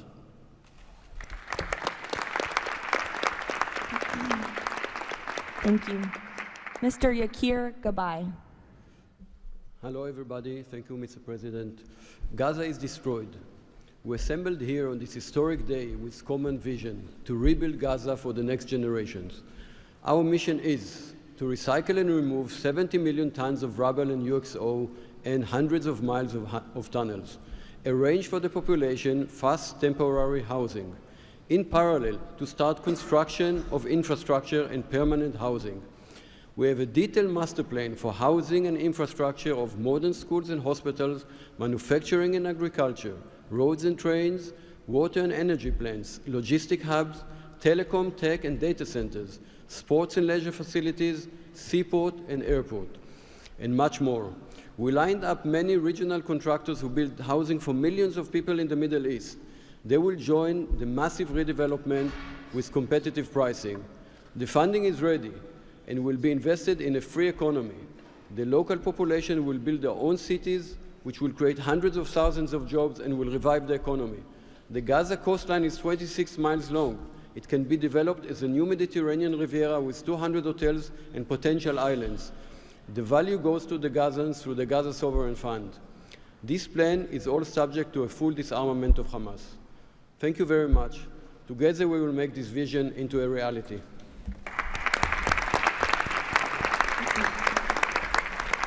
Thank you. Mr. Liren Tanman. When we asked the NCAG what Gaza needs to unlock its potential, the answer was clear. Reconnect Gaza to the world, digitally and economically, and replace corruption with an open, tax-free system. Gaza was once a vital trade hub between Asia and Europe. Reconnection is a return to its roots. Even the word gauze comes from Gaza, where silk was woven and exported to Europe. So, we brought together Palestinian, Arab, and American partners to deliver practical solutions. By July, Gaza's 2G network will be upgraded with free, high-speed access to essential services. The NCAG is building a secure digital backbone, an open platform, enabling e-payments, financial services, e-learning, and healthcare with user control over data. This effort is supported by our regional partners, and I believe you will hear some exciting news from them on that later today. In parallel, we're advancing an Amazon-like logistics system to help Palestinian launch businesses import globally and trade securely. This will lower prices, drive growth, and help transform Gaza into an open, transparent, corruption-free economic zone. Thank you. Thank you. Mr. Mark Rowan. Mr. President, distinguished leaders, the goal is simple. Take the momentum all of you have provided and build it into something that is not just temporary relief, but something that provides a long-term foundation that will enable many of the goals we've spoken about today to be achieved. We plan to do this by gathering Gaza's productive assets in one unified structure. This will allow independent, professional, conflict-free management of the resources to benefit the Gazans. This will also enable expeditious planning and zoning and not fragmented projects that do not contribute to an economic whole. The potential here is tremendous, but it has to start somewhere. The start is in Rafah, where, as you heard, that will be the first place security is deployed. The plan is 100,000 homes for 500,000 residents plus $5 billion of infrastructure. Over time, 400,000 homes for the entirety of the population with more than $30 billion of infrastructure. Let me put it in financial terms. This is not a problem of money or collateral. This is a problem of peace. The coastline alone, $50 billion of value on a conservative basis. The housing stock, more than $30 billion as rebuilt. The infrastructure, more than $30 billion. $115 billion of value. It just needs to be unlocked and financed. Great. Thank you.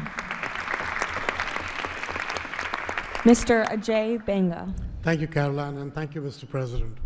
All this requires money. And so when the UN Security Council resolution got passed, we set about creating the Gaza Reconstruction and Development Fund at the World Bank. It's housed there. The World Bank's role is that of a limited trustee. We manage the donor contributions coming in of the type that the President said a little earlier in his opening remarks. And then we help to manage that money while it stays with us. And under the direction of the Board of Peace, we disperse the money for reconstruction and development projects in Gaza. This fund is ready to receive the donations that he spoke about just a little while ago. The second part of the story is that you as donors deserve the right to know that the money is being used in a transparent way. We are helping, along with the Board of Peace, which takes the ownership of ensuring that the right kind of financial, legal, and oversight mechanisms are being put in place. We've even assigned a financial controller from the World Bank on a secondment basis to the Board of Peace to ensure that we can try and help build the best standards in this process. Now, this is just the beginning. This work is going to need 2 or 3 things that the World Bank Group can bring to the table. The first is leveraging of public finance. Because of our AAA rating, we have the ability to leverage private bond money to help to create the resources we need to do what Mark just talked about. The second is we can de-risk private investing. And the third is we have people on the ground and expertise and knowledge of doing this kind of work in other markets. We want to be not an armchair critic of a process, but an active participant in giving Gazans and people in the region the opportunity of the lives they deserve the one time we get the chance. So thank you again.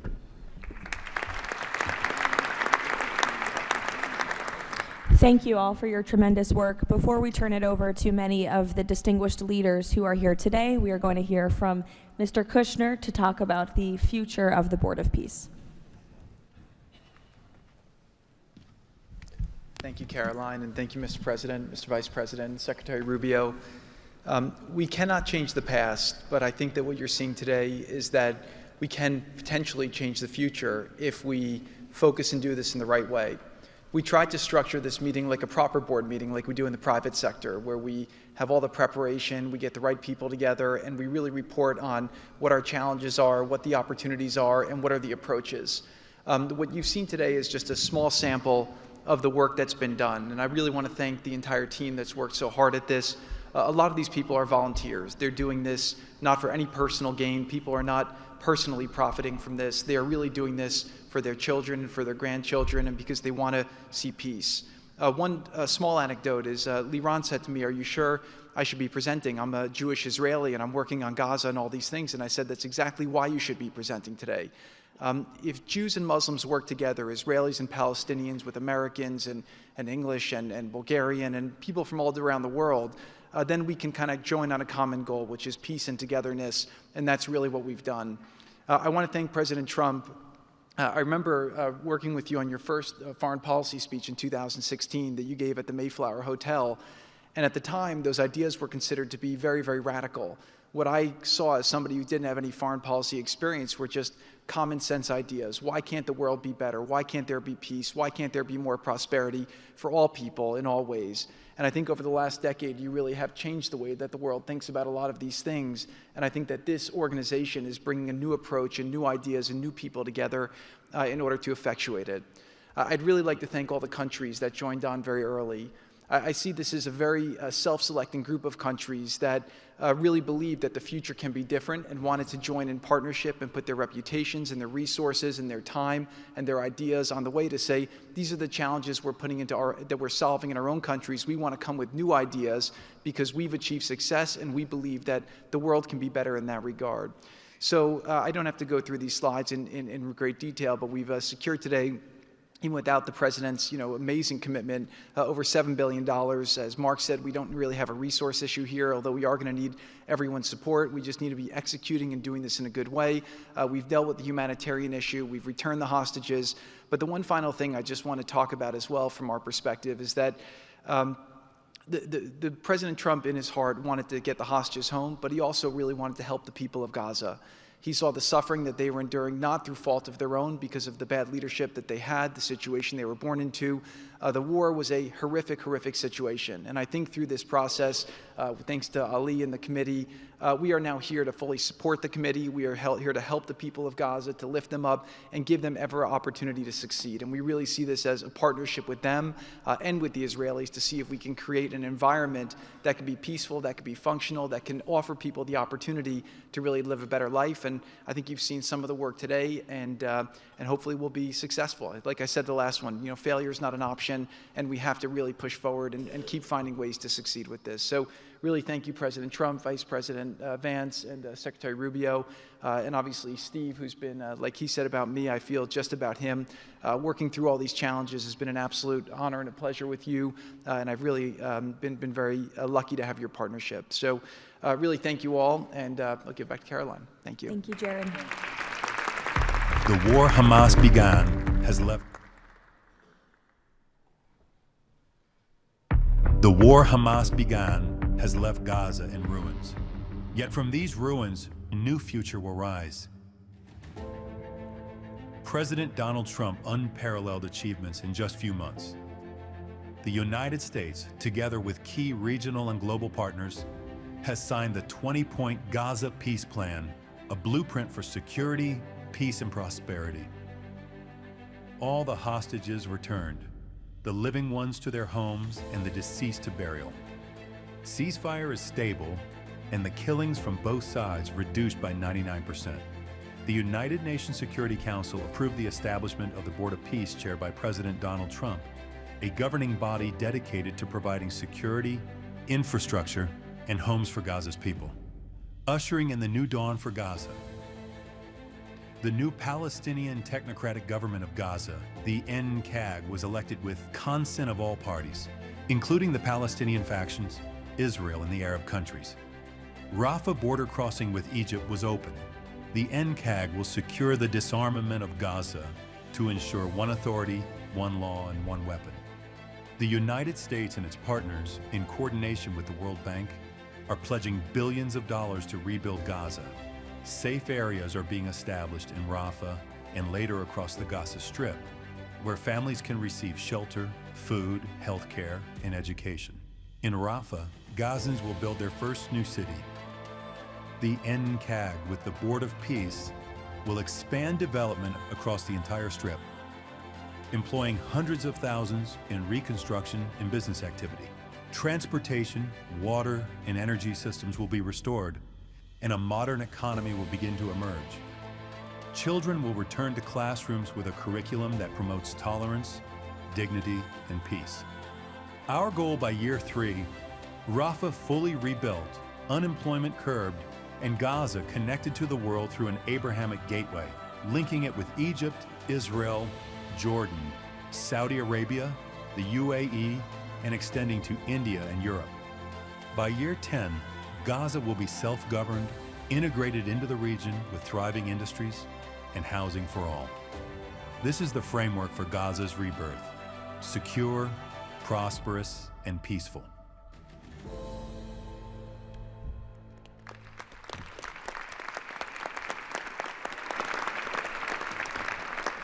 It's amazing. Now we will hear from our distinguished leaders who are here today, beginning with the King of the Kingdom of Bahrain. You're welcome. President Trump, distinguished members of the Board of Peace, it is an honor to participate in this inaugural meeting of Board convened by President Donald Trump. I take this opportunity to extend my heartfelt congratulations on this worthy and timely initiative. The meeting comes during the holy month of Ramadan, where we will pray to Almighty God that our endeavors will bring peace, security, prosperity to the world. As a founding member of the Board of Peace, the Kingdom of Bahrain recognizes and endorses the tremendous potential of this body, the extraordinary drive of its chairman, and his sincere efforts to unify nations in our common objectives of fostering and enduring peace for the Middle East. We greatly appreciate President Trump's initiative in presenting the Gaza Peace Plan and establishing this board as a vital platform for dialogue, action, and delivery.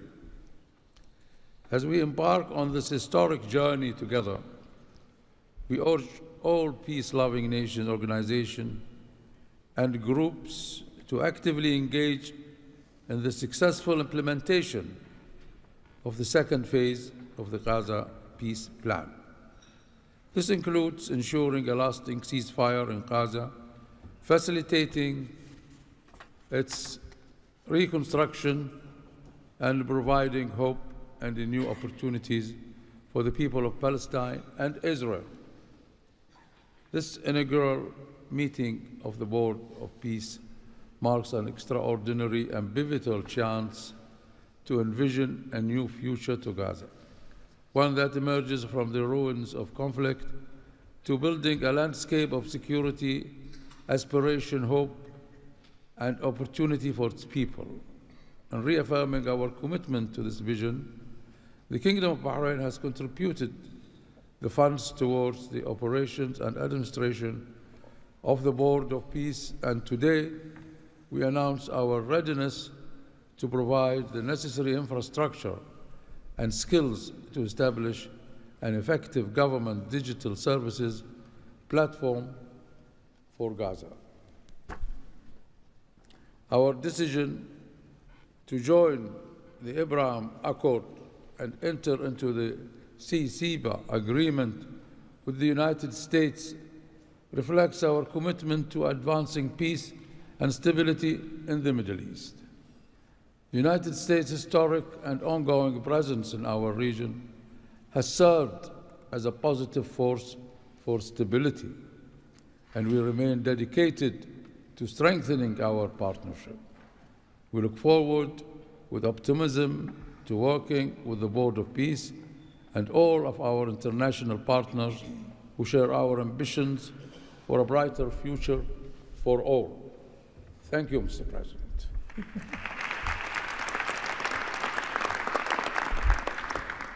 Next, the President of the Republic of Kazakhstan. Dear Mr. President, ladies and gentlemen, our meeting here at the Donald Trump U.S. Institute of Peace comes at a moment when decisive and pragmatic actions matter most. In fact, it's about making durable peace through practical, target-oriented measures, but not through endless conferences with wishful resolutions. Mr. President, your clear vision and far-sighted approach to promoting global peace and stability has inspired my country to join the Board of Peace. The Board of Peace is widely expected to respond directly to new realities by reinforcing existing multilateral efforts. The world has never seen a move like this. It is absolutely unprecedented because, in essence, peace through construction is a very innovative concept or project, and it has every chance to become a reality by our joint efforts. Therefore, Mr. President, I acknowledge and accept your conviction that lasting peace must be built on concrete actions. As our first step, we are ready to contribute a significant amount of cash finance directly to the Board of Peace without any delay. Kazakhstan is also keen to be part of the restoration and construction process through international companies with strong credentials. The program, mostly funded by our government, may include the construction of infrastructure, housing, residential complexes, schools, hospitals, and other important civilian facilities, as well as the rubble clearance. We pledge to fully accomplish our financial commitment toward the board. As one of the world's major producers of wheat, Kazakhstan is ready to provide humanitarian assistance to enhance food security in Gaza and beyond. Kazakhstan plans to provide 500 scholarships to Palestinian students to pursue academic programs in our universities over a 5-year period. We can share our internationally recognized e-government expertise and other digital solutions. Kazakhstan is willing to support the ISF by deploying military units, including medical units, and sending our observers to the Civil-Military Coordination Center. Sustainable development in the Middle East requires new ways to promote peace, cooperation, and trust across the region. That's why Kazakhstan has joined the Abraham Accords. This crucial move is fully aligned with the noble mission of the Board of Peace. Both of them may constitute a solid basis for joint efforts to promote peace and security in the Middle East and to foster economic, humanitarian cooperation in the region and even beyond. Given the global nature of the board's agenda, Kazakhstan is committed to providing practical support, including through hosting meetings at different levels and scales. I also would like to propose to establish a special President Trump's Award of the Board of Peace to recognize his outstanding peace-building efforts and achievements. I am confident, Mr. President, that under your strong leadership, the Board of Peace will successfully deliver its great, noble mission. Thank you. Next, the President of the Republic of Uzbekistan. Уважаемый господин президент Трамп, ваше превосходительство, позвольте выразить искреннюю признательность президенту Соединенных Штатов Америки Дональду Трампу за созыв инаугурационного заседания Совета.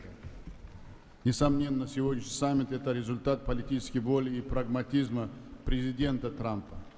Узбекистан поддержал миротворческую инициативу о создании Совета мира и твердо заявил о намерении принять практическое участие в ее успешной реализации.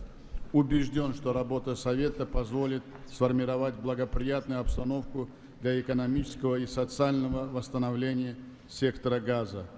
При этом любой механизм внешнего управления должен непременно опираться на внутреннюю поддержку населения сектора.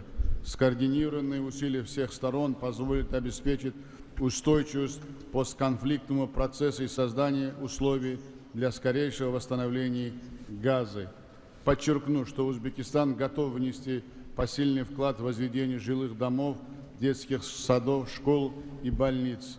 Уважаемые друзья, символично, что нынешний саммит проходит в Институте мира имени Дональда Трампа. Наша встреча является ярким проявлением международной солидарности, миротворчества и общего стремления к улучшению ситуации на Ближнем Востоке. Мы должны использовать эту историческую возможность для построения новой Газы с процветающей экономикой и достойным условием жизни для всего населения.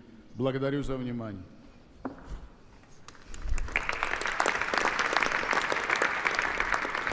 The President of the Republic of Indonesia.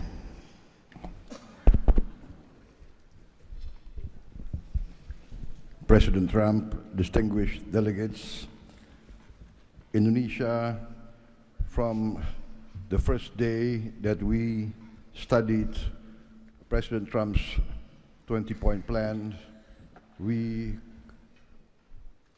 completely agree and we are fully committed to this plan, and that is why we joined the Board of Peace. We are committed to its success. We know there will be a lot of obstacles, there will be a lot of difficulties, but we are very optimistic with the leadership of President Trump. This vision of real peace will be achieved.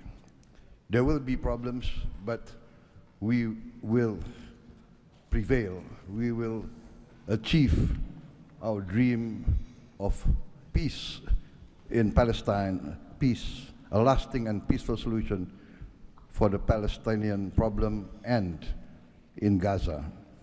The achievements of the ceasefire is real. We commend this, and therefore we reaffirm our commitment to contribute significant number of troops, up to 8,000 or more if necessary. We are prepared to contribute the troops to take part actively in the international stabilization force to make this peace work. Thank you very much.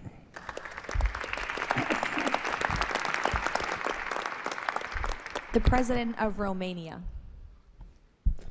First of all, President Trump, thank you for convening this very important meeting, and thank you for your involvement and leadership for the peace plan in Gaza. a peace plan that have been comprehensive and stable, and also for your efforts and results in other parts of the world. I think everyone desires peace, stability, prosperity in Gaza, but the question is how to act for, and it's why this meeting and this format is important. What Romania can do, first, on the humanitarian situation, we can increase the number of flights in order to extract children with disease and to treat in Romanian hospitals. We've done already, and we can do for 1,000 children and 4,000 family members. Secondly, we had a good expertise in emergency response system like ambulance, fire systems, and we can help in order to rebuild that system, and we can donate some equipment. Third, we are already offering some scholarships for Palestinian students, and we can extend the program, and we can help also to rebuild, refurbish the schools in Gaza. And fourth, I think the most important, we had also some expertise. We can help to rebuild the institutions, like police, like justice, like public administration. We have done that in other parts of the world, so we have some expertise. We can contribute with experts, with trainers, and also it's important to say that we have traditionally good relation with Jewish people and with the Palestinian people, so it will help. So we can count on us. Thank you. The Prime Minister of the Republic of Albania. Thank you for inviting me to be part of this journey, Mr. President. The fully aligned bipartisan vote of support this initiative received in our parliament speaks for itself about how honored Albania is to be a founding member of this new organization. Many in Europe say the Board of Peace is meant to substitute the United Nations. It does not look to me like an attempt to replace the UN, but if it helps shake that agonizing giant and inshallah wake it up, then God bless the Board of Peace. Mr. President, we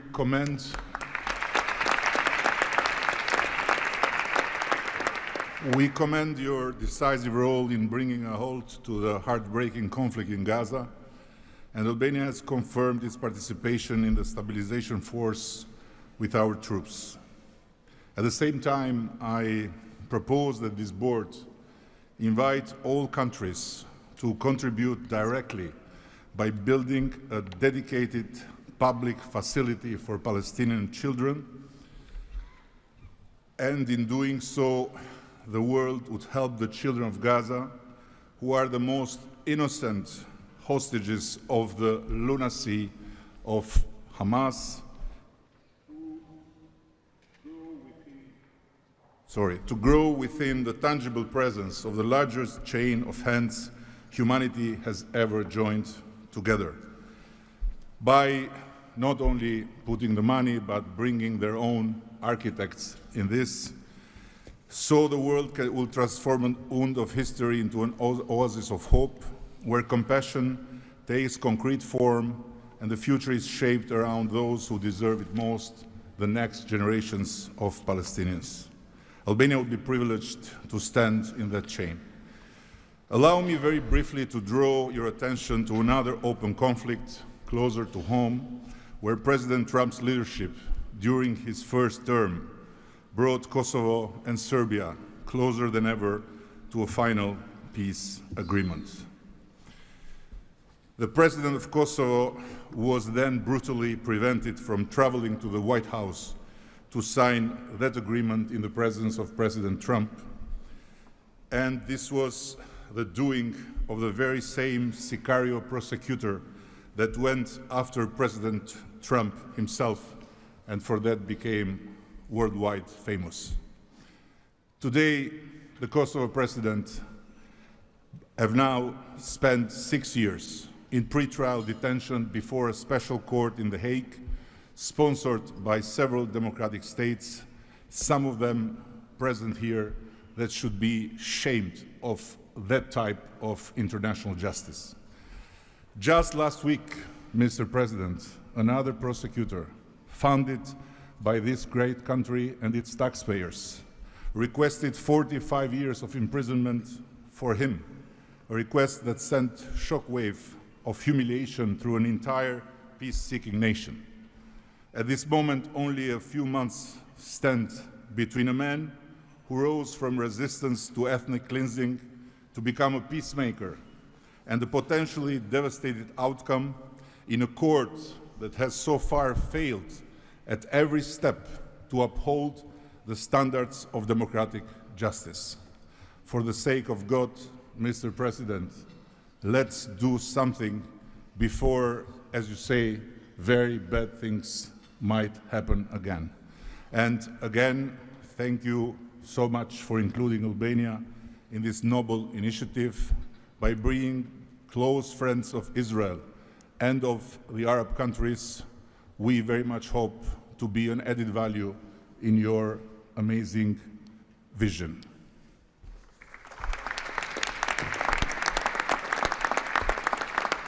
Next, the Prime Minister of Egypt. Your Excellency President Donald Trump, distinguished participants, I thank President Trump for convening this meeting. His Excellency's direct involvement and commitment to promoting peace in the region has been instrumental in achieving an end to the conflict in Gaza, which was previously considered untenable.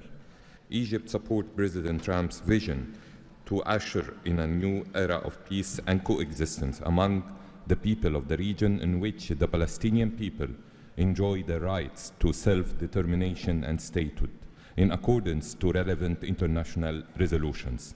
Egypt also appreciates President Trump's firm position on rejecting the annexation of the West Bank. Egypt supports the mandate of the Board of Peace as a principal framework for governing the transitional period in Gaza. It is necessary to fully empower the National Committee for the Administration of Gaza to function effectively from within and throughout the Strip. Also, preserving the institutional and geographical link between the West Bank and Gaza is vital for the Palestinian Authority to eventually resume its role in Gaza. Within the framework of Egypt's support to President Trump's plan, Egypt will continue its effort to train Palestinian police personnel to maintain security within the Strip. Egypt values President Trump's position rejecting the deportation of the Palestinian people from Gaza as reflected in the 20 points plan, and stresses the importance of initiating early recovery projects in the whole of the Strip in a manner that preserves its geographic unity. Let us consider today's meeting as an initial step in advancing these objectives. Again, thank you, Your Excellency President Trump. Thank you. The Prime Minister of the State of Qatar. Thank you. Mr. President, distinguished members of the Board of Peace, thank you for convening this meeting under the banner of peace. Qatar reaffirms its commitment to the Board of Peace as it was committed to the very first day of the mediation efforts. From that day until the end, when we have witnessed in that historical moment in Sharm el-Sheikh the signing of this agreement together with our partners. For decades, this conflict has burdened our region and the world, and our responsibility remains to achieve a just and lasting resolution. The board, under the President Trump leadership, will advance the full implementation of the 20 points plan without delay, ensuring fairness and justice for both Palestinians and Israelis. In this spirit, Qatar pledges $1 billion in support to the board mission aimed at reaching a final resolution that fulfills Palestinian aspiration for the statehood and recognition, and the Israeli aspiration for security and integration. We will also continue our humanitarian coordination together with our UN partners and the Board of Peace. Thank you very much. Thank you. The Deputy Prime Minister and Foreign Minister of the UAE. Mr. President, thank you for gathering us today. I really hope that the beginning of Ramadan will give us all guidance towards peace, coexistence, and living in prosperity with each other. Mr. President, just over 5 years ago, you with your friend, my president, Sheikh Mohammed, and the Prime Minister of Israel launched the Abrahamic Accords. And since then, we've managed not only to work with you, with Israel, towards a better future for the region, but even when October 7th took place, the UAE managed to work with Israel in providing, since the war started, almost $3 billion of assistance to the Palestinian people in Gaza.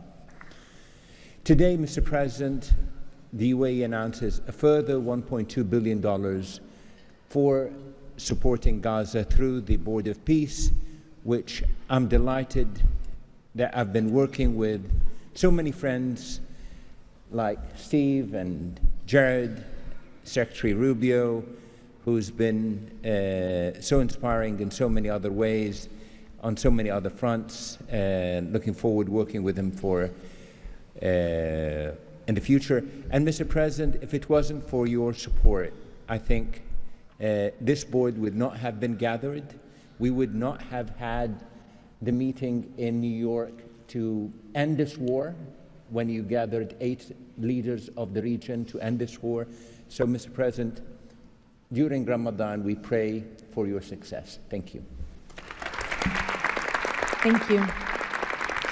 The Minister of Foreign Affairs of the Kingdom of Morocco. Thank you. Mr. President, His Majesty King Mohammed VI welcomes and supports your vision and leadership to foster peace and prosperity around the world, and in particular in the Middle East. Thanks to your peace plan for Gaza, a ceasefire was achieved, a tragic war was ended, lives were saved, and a pragmatic and forward-looking approach to rebuild Gaza was crafted. Today, as a committed founding member of the Board of Peace and upon instructions of His Majesty King Mohammed VI, Morocco is pledging the following in honor of the President Trump's visionary peacemaking. 1, Morocco has already made the first ever financial contribution to the Board of Peace. 2, Morocco is ready to deploy police officers and train policemen from Gaza. 3, Morocco will deploy a high-ranking military officers to ISF Joint Military Command. 4, Morocco will deploy a military field hospital. 5, Morocco is ready to lead a de-radicalization program to fight hate speech and promote tolerance and coexistence. To conclude, allow me, Mr. President, to briefly highlight 4 elements. The conditions set in phase 2 of the your 20-point plan should be met for the success of our action. Preserving stability in the West Bank is crucial. The Palestinian ownership is important through legitimate institutions. Lastly, you are, Mr. President, the only leader able to bring peace to the Middle East. We hope that the stabilization of Gaza will help launching a global and genuine peace process based on the two-state solution. Thank you. Thank you. The Minister of Foreign Affairs of the Republic of Turkey. Mr. President, distinguished participants, after 2 years of immense suffering, ceasefire in Gaza has been achieved thanks to President Trump's personal engagement and our collective efforts. Yet the humanitarian situation remains fragile, and ceasefire violations continue to occur. A prompt, coordinated, and effective response is therefore essential. President Erdogan remains fully committed to Gaza's security, stabilization, and recovery. Turkey has already been providing immense amount of humanitarian assistance to Gaza.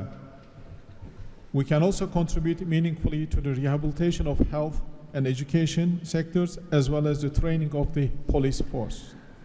In addition, we are prepared to provide troops to the International Stabilization Force. Mr. President, Turkey will continue to support your efforts towards a just and lasting peace. We remain convinced that the foundation of such peace is the two-state solution. Let us work towards that objective for the benefit of all peoples of the region. Thank you. The Minister of Foreign Affairs of the State of Kuwait. I'll be delivering my statement in Arabic. فخامة الرئيس دونالد ترامب، رئيس الولايات المتحدة الأمريكية الصديقة، رئيس مجلس السلام، أصحاب الجلالة والفخامة والسمو والمعالي، الحضور الكريم، السلام عليكم ورحمة الله وبركاته. أود أن أنقل لكم تحيات حضرة صاحب السمو الشيخ مشعل أحمد الجابر الصباح حفظه الله ورعاه أمير دولة الكويت، وتمنيات سموه بالتوفيق والنجاح لأعمال هذا المجلس. كما نتقدم بخالص الشكر لفخامة الرئيس دونالد ترامب على جهودها المقدرة والرامية إلى المساهمة في التوصل إلى إنهاء حالة الصراع، بما يؤول نحو إقامة الدولة الفلسطينية المستقلة على حدود 4 من يونيو لعام 1967 وعاصمتها القدس الشرقية، وفقا لقرارات الشرعية الدولية بما فيها القرار 2803 ومبادرة السلام العربية. إننا نجدد دعم دولة الكويت المبدئي والثابت والتاريخي للشعب الفلسطيني الشقيق وقضيته العادلة، ولطالما كانت القضية الفلسطينية ودعمها تشكل أحد ركائز السياسة الخارجية الكويتية، الأمر الذي يحتم علينا دعم كافة الجهود والمبادرات الرامية إلى إحلال السلام، بما فيها خطة فخامة الرئيس الأمريكي دونالد ترامب ذات النقاط 20، معربين عن أملنا باستمرار نجاح هذا المسار، والذي يظل مرهونا بتكاتف وتضامن المجتمع الدولي. ختاما، مالية بقيمة $1 مليار أمريكي على مدى السنوات القادمة، دعما لجهود مجلس السلام وتأكيدا على التزام دولة الكويت الثابت بدعم كل مسعى يهدف إلى رفع المعاناة عن الشعب الفلسطيني الشقيق وتحقيق الأمن والاستقرار في غزة. والسلام عليكم ورحمة الله وبركاته. Thank you. The Minister of State for Foreign Affairs of the Kingdom of Saudi Arabia. Thank you, Mr. President, distinguished members of the board, distinguished guests. It is a pleasure to be here with you as we embark on a journey towards establishing a lasting and just peace in the Middle East, a peace that results in two states, Israel and Palestine, living side by side in peace and security, a peace that results in transforming our region from death and destruction to hope and prosperity by integrating the region, bringing together its resources and unleashing its potential. The Kingdom of Saudi Arabia, Mr. President, has been seeking peace and justice in the Middle East since for a very long time. In 1981, King Fahd offered the 8-point plan, which was adopted by the Arab world at the summit in Fez, that essentially established or reconfirmed the notion of land for peace. In 2002, Saudi Arabia, the late King Abdullah, launched the Arab Peace Initiative, which was adopted by the Arab world unanimously, as well as by the Islamic world. Today, the custodian of the Holy Mosque, King Salman bin Abdulaziz, and His Royal Highness Crown Prince Prime Minister Mohammed bin Salman are working towards realizing a vision for peace and prosperity and security and integration in our region. So, Mr. President, we look forward to working with the Board of Peace to establish this noble objective, and I'm pleased to announce that King Mr. Adbieba will pledge $1 billion over the next few years in order to achieve this objective, to work towards alleviating the suffering of our Palestinian brothers and bring them the peace that they and the whole region so desperately desires. So thank you very much and good luck to all of us. Wassalamu alaikum wa rahmatullah. I know there were a few more leaders who wanted to quickly share a few words, so we will go to the President of the Argentine Republic, Milei. Señor Presidente, distinguidos miembros del Board of Peace, la nueva Argentina ha adoptado una posición clara en política exterior. Defendemos de forma inclaudicable el derecho a la vida, la libertad y la propiedad y sus instituciones derivadas, la igualdad ante la ley, la libertad de expresión y el libre comercio. La defensa de esos derechos no es negociable, es un prerequisito para la paz. Pero no todos los actores internacionales juegan con las mismas reglas. Hay quienes rechazan esos derechos, los pisotean y se benefician de lo que los demás respeten. Frente a ellos, la buena voluntad no alcanza. Necesitamos instituciones con voluntad y capacidad de hacer valer las reglas. La paz duradera no se construye sobre consensos que ceden en lo fundamental. Se construye sobre la determinación de defenderlo. Si vis pacem, para bellum. La Argentina participa de este Consejo con la convicción de que la paz exige decisión política y una arquitectura institucional capaz de sostener soluciones reales en el tiempo. El presidente Trump ha predicado con el ejemplo, mediando el acuerdo de paz en Gaza, acuerdo que luego ratificó la resolución 2803 del Consejo de Seguridad de las Naciones Unidas. El Consejo de la Paz nace como expresión de ese liderazgo, con el mandato de ejecutar un plan de pacificación y reconstrucción y los mecanismos para hacerlo, entre ellos una fuerza internacional de estabilización. En esta etapa inicial, Argentina está lista para contribuir. Ponemos a disposición la colaboración de nuestros cascos blancos. Nuestra trayectoria en operaciones de paz es un capital probado que ponemos al servicio de la fuerza de estabilización. Creemos en una diplomacia que asume riesgos para alcanzar la paz. Creemos en el liderazgo que enfrenta desafíos complejos con determinación, como el del presidente Trump. Y creemos que la única paz que vale la pena construir es la que descansa sobre los derechos innegociables del hombre. El Consejo de la Paz ofrece un marco para avanzar en esa dirección. La Argentina lo respalda. Muchas gracias. Thank you. The Prime Minister of Hungary, Mr. Orbán. Dear Mr. President, Excellencies, dear colleagues, first of all, let me express the appreciation of the Hungarian people to President Trump for his tireless peace efforts all around the world. Hungary is the only country to be represented here on the highest level among the founding members from the European Union. I represent a country which has been living in the neighborhood of a brutal war for the last 4 years. We all know this war would not have broken out if President Trump had been in office at that time. However, President Trump's return to office offers a great chance to multiply the peace efforts not only in Gaza, but in Ukraine as well. We in Europe understand clearly that the security situation in the Middle East, and especially in Gaza, has a significant impact on the security of Europe. Therefore, our participation in the Board of Peace is not only based on principle, but also on our own security interest. Let me also share with you that there is serious talks going on in Europe about the Board of Peace and its future role. We understand that during the recent decades, international organizations have failed to fulfill their role to preserve peace and stability worldwide. Therefore, new initiatives are needed to bring forward the issue of peace globally. We are sure that President Trump's initiative to establish the Board of Peace is such a step to the right direction. President, we are proud to be among the founding members, and we are happy to be in such a great company. Thank you very much. Thank you. President Peña of Paraguay, who tapped my shoulder and wants to say a few words. Yes, thank you, Caroline. Thank you, President Trump. Thank you for bringing hope again, President Trump. I think that of the many things that you have achieved in the last 12 months as President of the U.S., I think the greatest thing, and I'm probably the youngest head of state here, is hope, President. We have lost hope about solving problems for many, many decades. A system that was broken, a system that was not able to bring solutions. Now we're seeing that thanks from your leadership, we are solving the issues. I come from a country that 160 years ago faced extinction. We went to a war against our neighbor and we lost 60% of our territory and 90% of the male population.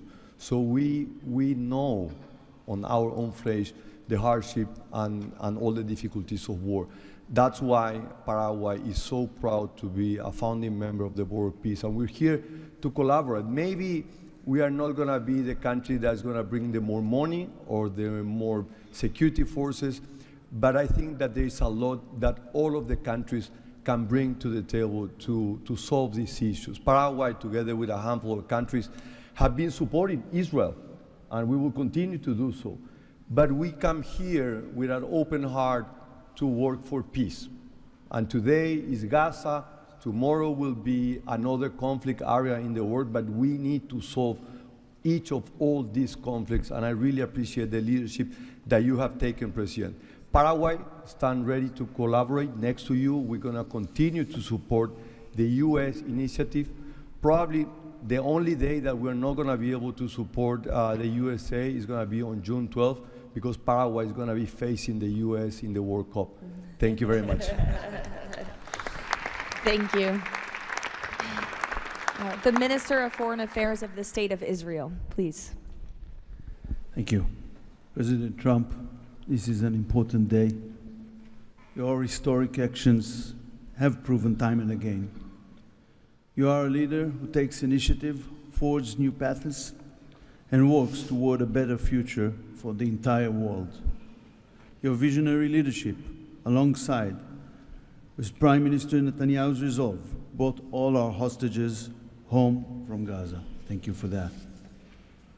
I'm proud to represent here the State of Israel that stood through such a difficult war for 2 years on 7 different fronts, demonstrating resilience and strength. As I stand here, I recall the 925 brave soldiers that gave their lives in a war against pure evil, Hamas, Islamic Jihad, and Hezbollah. These are the best people. To them, we owe our existence and all our achievements. They will not be forgotten. I think of them and their families who paid the heaviest price. Since Hamas violently took over Gaza in 2007, it built the largest terror state in the world with huge terror infrastructure above and below ground. October 7 was the peak of Hamas' ongoing terror campaign through decades. Hamas raped and murdered women, killed children in front of their parents and parents in front of their children, burned whole families alive. That terrible day will not be forgotten, and we must act to ensure it never repeats itself. Distinguished leaders, all previous plans for Gaza failed because they never addressed the core issues: terror, hate, incitement, and indoctrination. At the heart of President Trump's comprehensive plan are the disarmament of Hamas and Islamic Jihad, demilitarization of Gaza Strip, and de-radicalization of Palestinian society there. It's the first plan to address the root of the problem. We support it and are working and will work toward its success. As Mr. Mladenov emphasized, Hamas must be disarmed. That includes all its weapons, its terror infrastructure, underground tunnel network, and weapons production facilities must all be dismantled. As the plan emphasized, there must be a fundamental de-radicalization process. The infrastructure that indoctrinates Palestinian children to hate and kill Jews in educational and religious institutes should no longer exist. All those are important not only for the Israelis. Gazans have lived under a terror regime for decades. The people of Gaza must be liberated from these terrorists. I want to make this opportunity to wish Muslims around the world Ramadan Kareem. Distinguished leaders, President Trump's visionary leadership creates, for the first time, an opportunity for a better future. On behalf of Israel, I say thank you, Mr. Trump. Thank you for your leadership. Thank you. Lastly, the Prime Minister of Pakistan.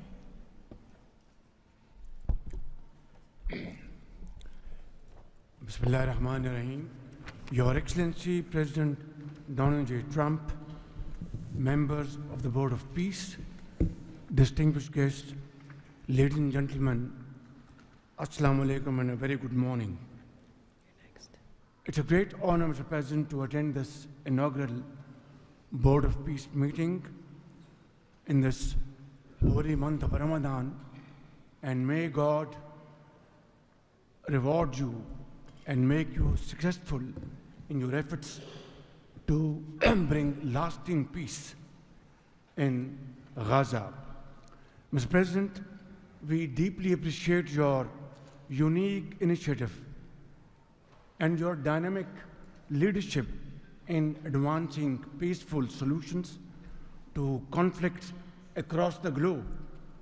Your bold diplomacy has surely brought calm to many international serious hotspots. Your timely and very effective intervention to achieve ceasefire between India and Pakistan potentially averted loss of tens of millions of people. You have truly proved to be a man of peace. And let me say, Mr. President, you are truly savior of South Asia. The people of Palestine have long endured illegal occupation and immense suffering. And to achieve long-lasting peace, it is very important that ceasefire violation must end to preserve lives and advance reconstruction efforts. The people of Palestine must exercise full control of their land and their future in line with UN Security Council resolutions. Mr. President, we must work together towards a credible pathway to Palestinian self-determination through the establishment of an independent, sovereign, and contiguous state of Palestine in line with the relevant resolutions. Mr. President, we hope that under your visionary and dynamic leadership, we will ensure a just and lasting resolution to the issue of Palestine. And today is a day which will mark a place in the annals of history that through your efforts, through your untiring support and great efforts, long-lasting peace in Gaza will be achieved, will be your legacy for all time to come. Thank you.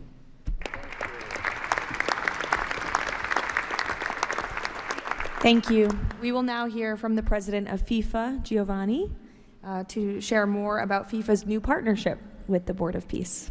Thank you, Caroline. Dear President, distinguished leaders, dear friends, I just have 3 quick points I want to mention now. Football, that's the first point, football, or soccer as it is called, here is the world's universal language. It is spoken by 6 billion people, 6 billion fans who have the same feelings. It's about hope, it's about joy, it's about happiness, it's about coming together, and it's about uniting the world. Mr. President, we will unite the world here this summer during the World Cup, but if we truly want to unite the world, we need peace, of course.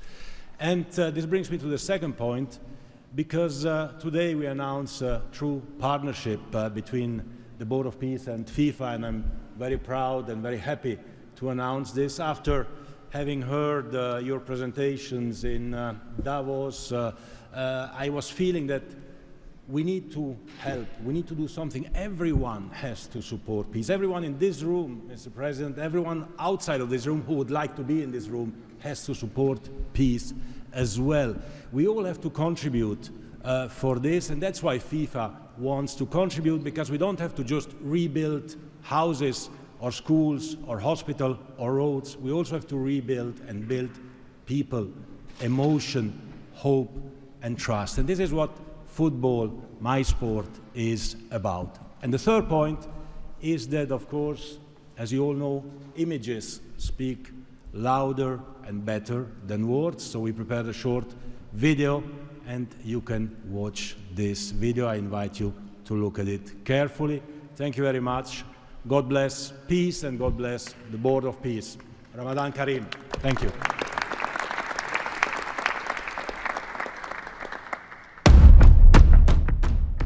In a world where conflict has silenced playgrounds and broken routines, there is one language that still unites hearts: football.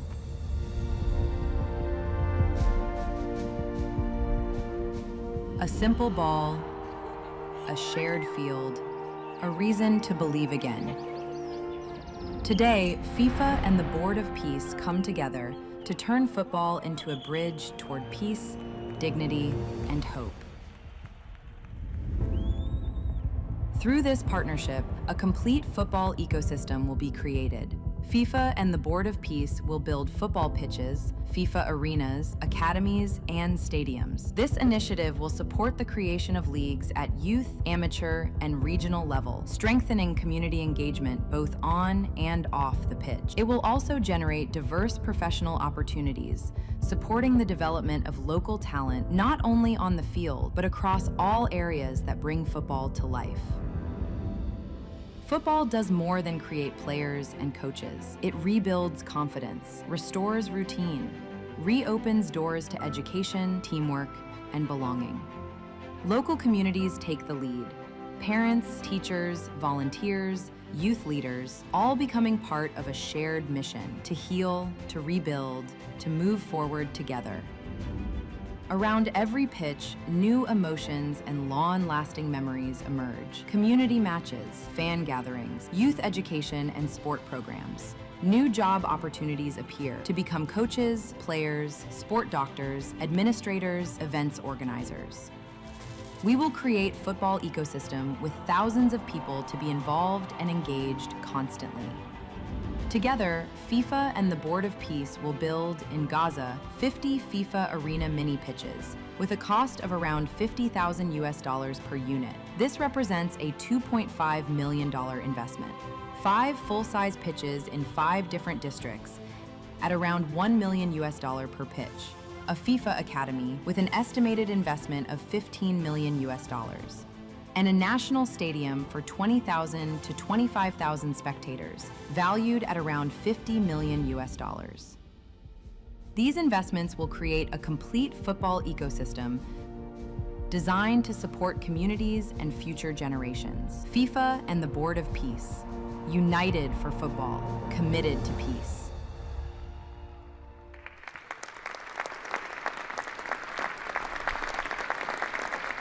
Thank you, Gianni. That's wonderful. In advance of today's meeting, members of the Board of Peace were asked to vote on a resolution establishing the principles of financial integrity and transparency that will guide the board's work, and that resolution has passed unanimously.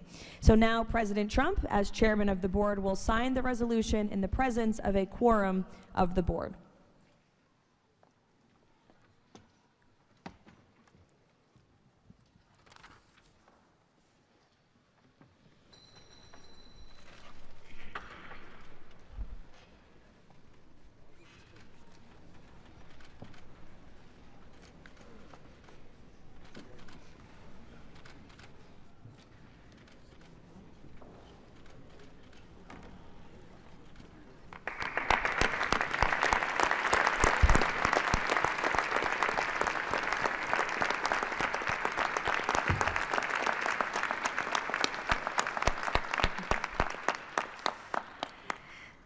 Now, while this is not a fundraiser, the Board of Peace has already inspired remarkable support from so many on this stage. As President Trump announced earlier, total pledges exceed $6.5 billion in relief and rebuilding in Gaza, and thousands of personnel have been committed to help preserve the ceasefire and secure enduring peace. I would like to ask the heads of the following delegations to join President Trump on stage as he signs the fundraising pledges: Albania, Azerbaijan, Bahrain, Egypt, Indonesia, Jordan, Kazakhstan, Kosovo, Kuwait, Morocco, Qatar, Saudi Arabia, the UAE, and Uzbekistan please join the President as he signs the fundraising pledges.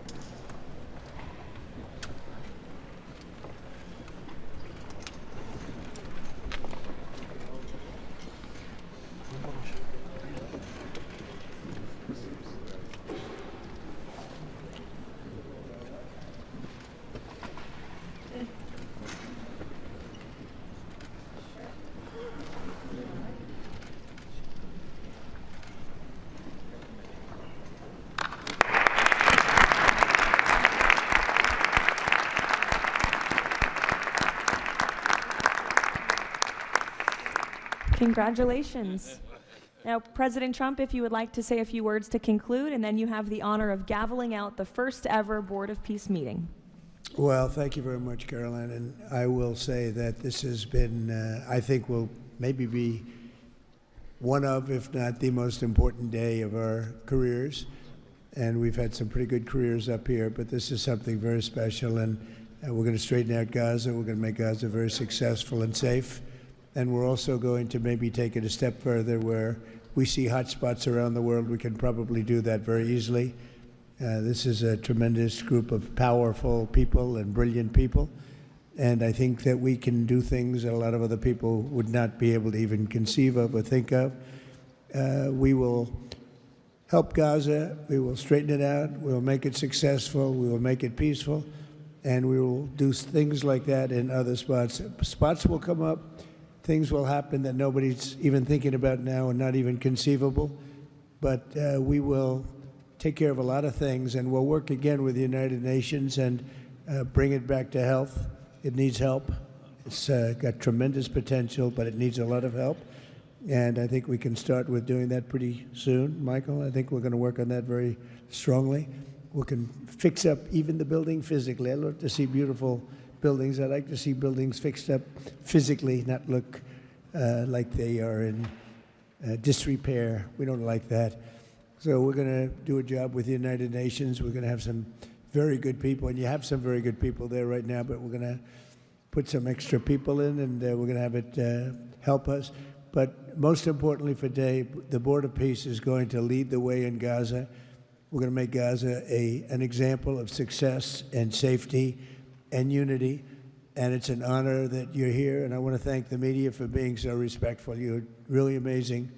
It's given the Board of Peace the respect it deserves. These are the most powerful people in the world. They're the richest people in the world through their countries, and they have made a tremendous commitment, and the United States likewise has made a tremendous commitment. Thank you to everybody for your involvement, and we look forward to working with you over the years for many, many reasons, many very, very good humanitarian reasons. Thank you all. Thank you very much. Thank you. Thank you, Mr. President.